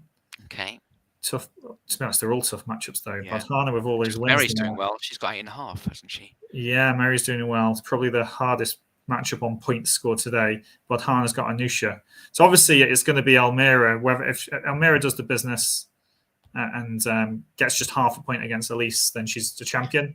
Yeah. As well. If she loses, then Camilla and Bodhana can actually catch up. And is it? Do they have is it a playoff? If there's a Well, I mean, I'm just reading the rules here. In the event of a tie after round 15, tie breaks will be as follows: direct encounter. Okay, there's tie break. Yeah, so Sonnenborg and Sonnenborg Burger, the Koya system, and then tournament performance rating. Everyone knows the Sonnenborg Koya system. Yeah, of course, yes. We don't have to explain that. No, we don't have to explain those. Because I obviously could if I wanted to, John, but choose not to, of course. I choose not to. So yeah, I mean, this is we'll keep. I think we'll probably keep a tab. So actually, that's useful for Almira because she's beaten Bodana in their Yes. So I guess if three players were tied, I guess it would be the scores against each other, would it? Or maybe. Yes. So actually, hang on. Has she already won it? Because Camilla's also lost to Almira. Right. So if it goes, the first tiebreaker's direct encounter. Yeah, but it depends what I mean by direct encounter. It doesn't mean whether it means direct encounter between players, surely. No, often sometimes it might just mean direct encounter between just the two players if there's only two players on that score group.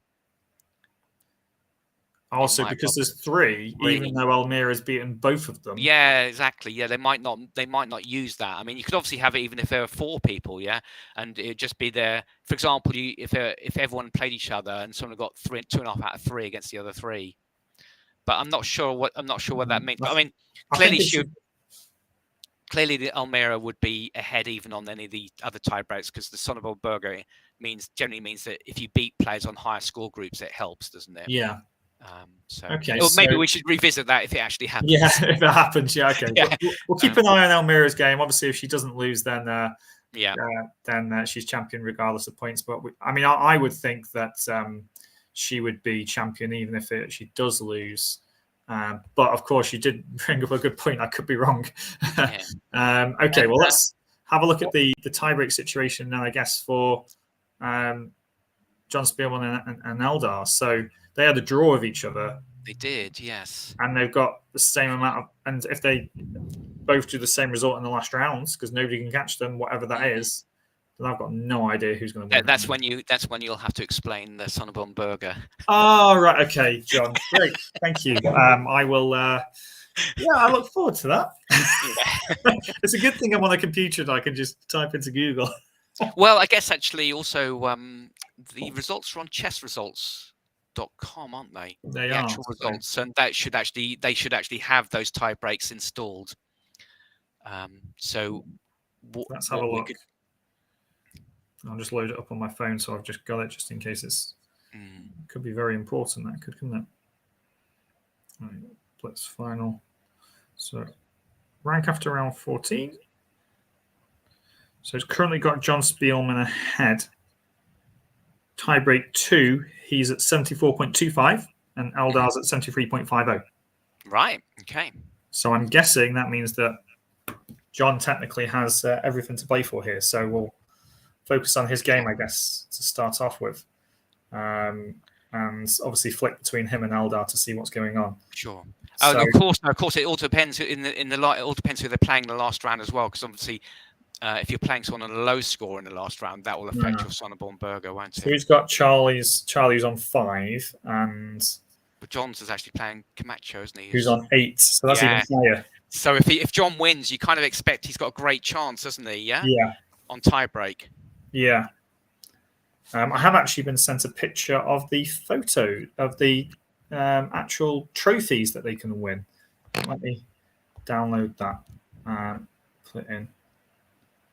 To that Word document. Insert, and just to show people what they're playing for.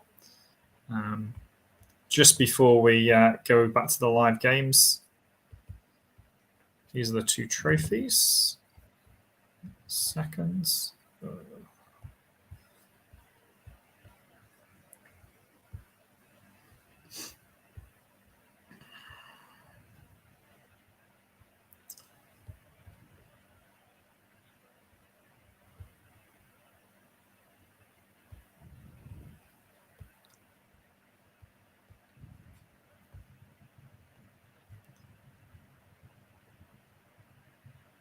It should be with us now. These are the 2 trophies that they got for them. Very nice trophies, aren't they? They look nice, don't they? Yeah. I must say I've seen more colourful trophies, but I think that's because we get a lot of trophies everywhere. So you got the Delancey UK Schools Chess Challenge trophies; they're absolutely huge. But I guess it's nice to see them investing in some new trophies for this as well, which is good. Okay, right. Well, let's get back to it then. We don't want to look at pictures of trophies anymore, do we? So we want the. Should we focus on John Spielman's game? I think that's probably the right decision. He's also white against Camacho as well, and it's just started. And Camacho's doing some usual. So John's played his favourite D. Oh, wait a minute. This is what we had a while. This is what we had. It is, isn't it? Yeah. Exactly. Knight G8 this time instead of Knight H5. Yeah.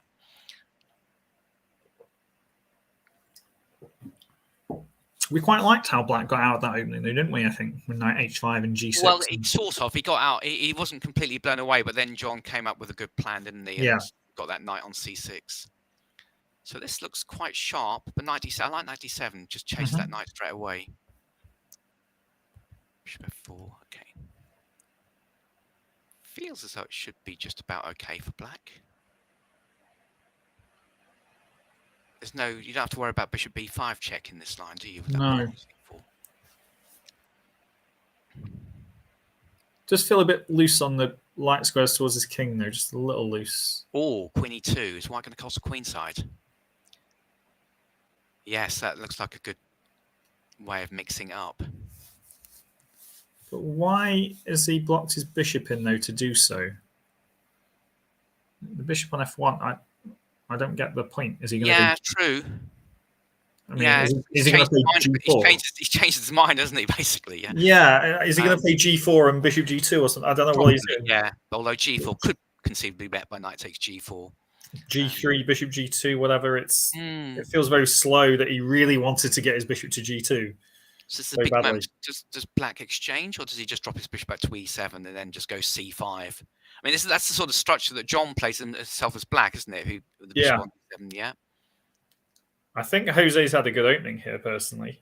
Yeah, I think Black. Yeah, there's definitely. Yeah, it seems okay for Black, doesn't it? I'm wondering about. Yeah, he's changed his mind, hasn't he? He just wants to move his bishop D3 and castle kingside. Yeah. Yeah. The question is, can Black sort of disrupt white by playing knight D7 and E5? So why has the bishop gone to E2 and not D3? He doesn't want. I don't think he wants the bishop to be a target. Oh yeah, but I mean bishop D3. Yeah, it's possible. H6, I guess. And then yeah, it could. It just came with tempo. I mean, I don't understand why E2 is better there. Or maybe his plan is to go F4 and bishop F3 eventually. I think also he was worried about the idea of knight D7, bishop moves and E5 with the bishop on D3. Okay, I see. Yeah. I mean, E5 is possible now as well. E5 is the kind of move Jose would play in a long play game. And then, because D5 is impossible, yeah? So E5, D takes E5. Queen, maybe just Queen E7, yeah? Queen F6, that's a good move as well, surely. Yeah. Rook D1. And the question is, stuff like, I mean, there's B5, some sort of E5, B5. Anything to not let white castle. Just, yeah, exactly. White needs to consolidate. If white consolidates, white might even have a small edge. Yeah. H5, H4, H3. Yes, possibly. Yeah. But I mean, certainly E5. Again, John's got an advantage on the clock, though. Big advantage. Yes, of course. He just plays so quickly. Yeah, for example, E5, D5, B5. Yeah, rook D8. Slightly. Is he just going to allow castling? Yeah, so E5 is possible again, but it's going to be slightly better for white if white's... Oh, H5, okay. So he was thinking the same as me, just waiting for white to castle. Yeah. The thing is, I don't think white anything better anyway to castle if it's got H5. Yeah. So will white play H4? This is the question. I don't know if G5 comes then, or I'm doing too crazy. It feels better for white, that. Maybe opening it up too much for the bishops. Yeah, because I think we can just for example, h4, g5 takes queen takes bishop f2, or bishop d6. That sort of move can be annoying. It's interesting he played it even before h4, and then bishop f2 e5. Nice. That's clever. Yeah. Yeah, nice. Queen e7 perhaps now. And now I feel like the initiative's turned back to John's favour. Yeah, John's a bit better now. Yeah, it's just, but Black's still kind of solid. But although probably prefer not to have that pawn on h5 anymore. The idea was to launch the attack, and it's just not happened. Oh, queen d2 is such a John move. It's just like, exchanging queens in that position. He just wants to win with the bishop pair in the ending, doesn't he? True, but that kind of nearly backfired. Sort of backfired in the last game of it, didn't it? It did, yeah. Because you would have fancied John to win the last game against Alan, but so I guess White just brings the king up and then goes a5, a4, a5. Knight g6. Yeah, it's not. Maybe should White go h4 now, or is the knight coming round to e7 to f5? It's got a lot of options, but c5's c5. Can that not be taken? Wow, what's going on here? Oh, sorry, the bishop. Yeah, the bishop was hanging, but yeah, that's risky. Maybe it's because e5 is going to blunt the bishop. Yeah. Yeah, and then march the king round perhaps, or block with knight e7 c6 or something like that. h4 h3 is also good tempo gaining move. Yeah, or just h4 followed by knight f. Knight he's done it. He's done that.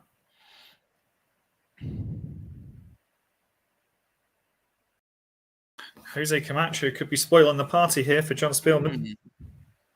He's down on time now. Yeah. So what's happening here? Rook goes to b1, maybe? A rook d1. Feels like White managed to escape that. I mean, it feels better for White again, actually. Just a moment there, it felt quite reasonable for Black. Yeah, it did, didn't it? And now he's gone back into defense mode. Yeah. White's pushing. That c-pawn's all of a sudden a threat, isn't it, rather than a weakness? Yeah, the rook might come to b8, and suddenly this looks very difficult for Black to defend. Yeah. And this is the kind of position, I guess, that John was kind of aiming for with his queen trade, wasn't he? He wants this kind of technical position with lots of play left. Yeah. It's very close now, isn't it? Rook E8. I mean, Black's got to try and create his own pass. I mean, Rook E8 can Black play King F7 C6. I think might have been winning for White there. So Knight E7, but that's not ideal, is it? Rook C7. Bishop. Oh, it came down. Oh, this is winning for White, I think, isn't it? Because the king can't get over. Yeah, he's got to check. Bishop takes knight. Rook d8 is nice, isn't it? And then bishop takes knight. Because then c7 would win, wasn't it? Yeah. Yeah, he's just really mocked up nicely there. And then I guess that's it, isn't it? Rook takes knight. Yeah, it's game over. John Spielman looks like, from what we think, is the champion. I guess I'm not quite sure how much things can change with that tie break when you're playing an all-play-all in the lot. How much it can change in the round, because everyone's basically played everyone anyway. Yeah. Yeah. So I guess we should just flick over to Eldar's game, because John's got a minute and a half here, a bishop up and a pawn, so he's going to be winning. Eldar's obviously played a fantastic tournament as well. Looks like he's won, hasn't he? Yeah, looks like he's won against Charlie Story. Because that pawn's not Rook H8 check's coming next. The pawn. We should probably just look at people in chances second and third, which was Mark Hebden and Freddie Gordon. Freddie Gordon looks like he's won this one. Yes. Although, yeah, it is winning, of course, but yeah. So what's he done? Has he just played Rook? Has he taken something on B3 with the Rook? I just played Rook B3. It's well unusual to do. I mean, Rook B2 actually would win the bishop. I don't quite understand that. Rook B2 just pinning the bishop. Maybe Rook B2 was playing. It's just a glitch. Yes. Yeah, that makes more sense. Okay. Yeah. So Freddie's won that game, and we've also got Mark Hebden, wasn't it, who had crept up on us? Actually, Mark has, and he's still going actually against Ollie Stubbs. Oh, okay. And in the other match, Almira's still going against Elise Donnell Dyson as well, still playing. Okay, yes. Looks like she's winning though. Yes. Okay. And yeah, she's just promoting to a queen, so Almira's going to be the women's champion. But yeah, I've still got Oliver Stubbs against Mark Hebden here. What's going on in this endgame? I think Black's going to be able to take on G3. Yeah. Well, what happened there? Did he? Oh, he just went H5, did he, or something? And yeah, H5 takes and then back again. Yeah, okay, this is an easy win for Black now then. Yeah, so hang on, live. Okay, yeah, so same colour bishops. It's just regulation for Mark. So Mark finishes the tournament pretty strongly then. He did, yeah. 4 wins in a row. Okay, yeah, not many losses. Even before his loss, he had a good. Yeah, he's just the odd loss here to Freddie and John Spielman really is set him back, but actually done quite well. Yishin Han, Jonah Willow. It's like Yishin Han looks like he won that one, although not 100% sure what's going on. Okay, let's. We know that John Spielman's going to win and Eldar's going to win. Let's just have a look how Elmira finished her game, just flipping over before we flip back, because we're nearly. And also, there were obviously there's 2 players who were equal second, weren't there? Yeah, there were. So this was Elmira against Alice Donnell Dyson. Okay, she likes the Queen's Gambit. Maybe I'll copy this line from Elmira, perhaps. Yeah, it's the same that John Spielman had as well with that grip on C5. The same kind of thing, isn't it? I like this A3 B4 plan. Yeah, yeah, it's just nice. And look at the bishop on B7 again. Twice now. Slow build-up play. Very nice manoeuvring. Weak black king, and then finally the break, and that's just horrible, isn't it? And this was quite nice at the end. I just saw this bishop here, pawn forward, H3, king here, rook E7. Oh yeah, that's nice. Exploiting the pin on the knight and doesn't. Bishop C8 maybe. Bishop C8, good move. Well, no, sorry. Just knight C6. Actually, sorry, it just completely collapses. Also, maybe bishop F5. I don't know if that's. Yeah, that's good enough. There's plenty of yeah. So she took, and then allowed the queen, and then okay, game over. Okay, so well done to Elmira Mirzaeva. Yes. Hopefully I pronounced that correctly, but looks like you have become the women's UK Blitz champion 2022. Congratulations. Some of the other results that come in. So we knew that Camilla was in second place. She's beaten Mary Gregorian, so she's definitely second equal. And that was with Bodhana, who was also on and had a fantastic tournament. Bodhana has absolutely amazing. I mean, on here it's plus 159 points, but we know that might not be completely accurate. But I mean, it might be more than that actually. It could easily be more than that. Yeah, I mean, look at the final scores here. It's out of 14 because we had somebody withdrew. Cass's in the tournament withdrew due to illness, which is unfortunate because she would be probably one of the favourites to win. But Elmira has stepped up, and while the women grandmaster you'd expect to put in a strong performance, but round 1 losing to Anusha, and then after that only 2 draws with the rest of them wins. So not a morning person by the looks of things. But well done to Elmira and Camilla and Bodhana. Again, great results, followed by Stephanie and then the rest of them. And unfortunately, Louison didn't get off the mark, but some great games played in that one. So we'll flick back to the Open tournament just to make sure that the scores went in as we expected them to. I'm assuming that John Spielman did not mess that up. Wherever his game is, there is. Yes, he did win against Jose.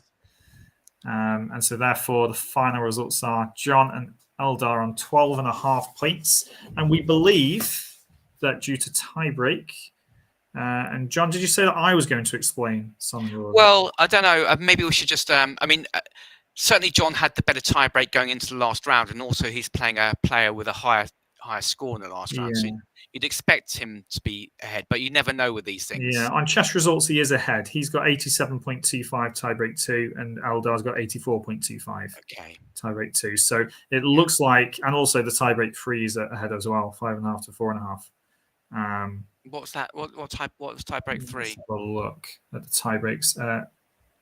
That's the Koya system, which I've never heard of actually before. But no, sorry, you said tiebreak 2 rather. What was tiebreak 2? Is Sonnenborn Berger. Oh, okay. Yeah. So I suspect, basically, roughly speaking, it means I suspect that in this scenario, it means that if for players that you beat, you get their score, and players that you draw with, you get half their score, and you add all that up. So basically, for example, John drew with Gasanov. So for that particular game, his tiebreaker gets 6.25 points. Yeah. And I'm not quite sure how he got against Mark Hebden. He beat Mark. So for that game, he'd get 11 points. Yeah. So for that sort of tie break, if you beat the higher score players, your tie break's going to be better, basically. So he lost to Freddie, whereas Freddie was right. So, yeah. Okay. So but Freddie did well though, didn't he? Yeah. So Eldar lost to Jose.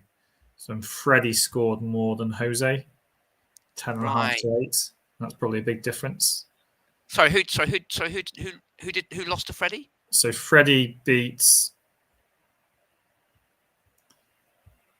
John Spielman. Freddie beat John. So that's actually bad news for John, isn't it? For the tie break, because he's it is. Yeah. So actually, it must be in the draws then. So he drew, but then again, he drew with Mandar, who I thought didn't get too many points. Right. It's true, because there's only actually Alan. That's it. His draw against Alan helped, didn't it? Because Alan probably didn't score. He didn't score any points. Maybe Alan, did he? Oh, I see. So he drew because he drew with a low point scoring person. Half of that is not very much. Well, the whole point is it's much better to draw against the low player whereas Eldar drew with Yishin Han. Yeah. And Danny Gormally.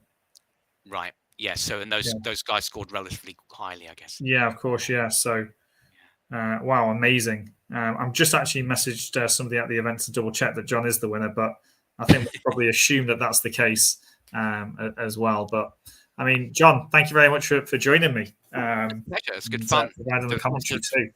Lots of exciting games. Yeah, it's been exciting. I've actually really enjoyed it. It's been a long time, but it's definitely been enjoyable to watch these players. I bet we're feeling better than these players are right now, which is they definitely deserve a nice rest, don't they? Yes, they definitely do. It can be absolutely shattering, and then they've got to travel home as well, I should imagine. So although I guess maybe hopefully some of them can stay the night and relax a little bit after. Yeah, I'm sure there will be a few relaxing in the bar area or something like that later on, but not all of them. We've given their ages, but it's definitely some of them. But yeah, thanks very much everybody for watching. It's been great coverage, and we'll have it confirmed at some point on the website. I think John Spielman's been the champion due to tie breaks, and Elmira Mirziova as the women's UK Blitz champion for sure on points. But anything else to add, John, before we go? Just that I've enjoyed watching some nice chess this afternoon. It's been good fun. Yeah, and congratulations to the winners, but also to all the players on providing some great, entertaining games for everyone to watch. Yeah, I guess we shouldn't not mention the 7-year-old Bodhana Sivanandan, who very nearly was leading the tournament for many rounds and came extremely close to being champion. She's obviously going to finish very high up in the title, so second equal for her. So an amazing performance and one to watch out for in the future. But yeah, thanks very much, John. Goodbye everybody, and see you again. Bye.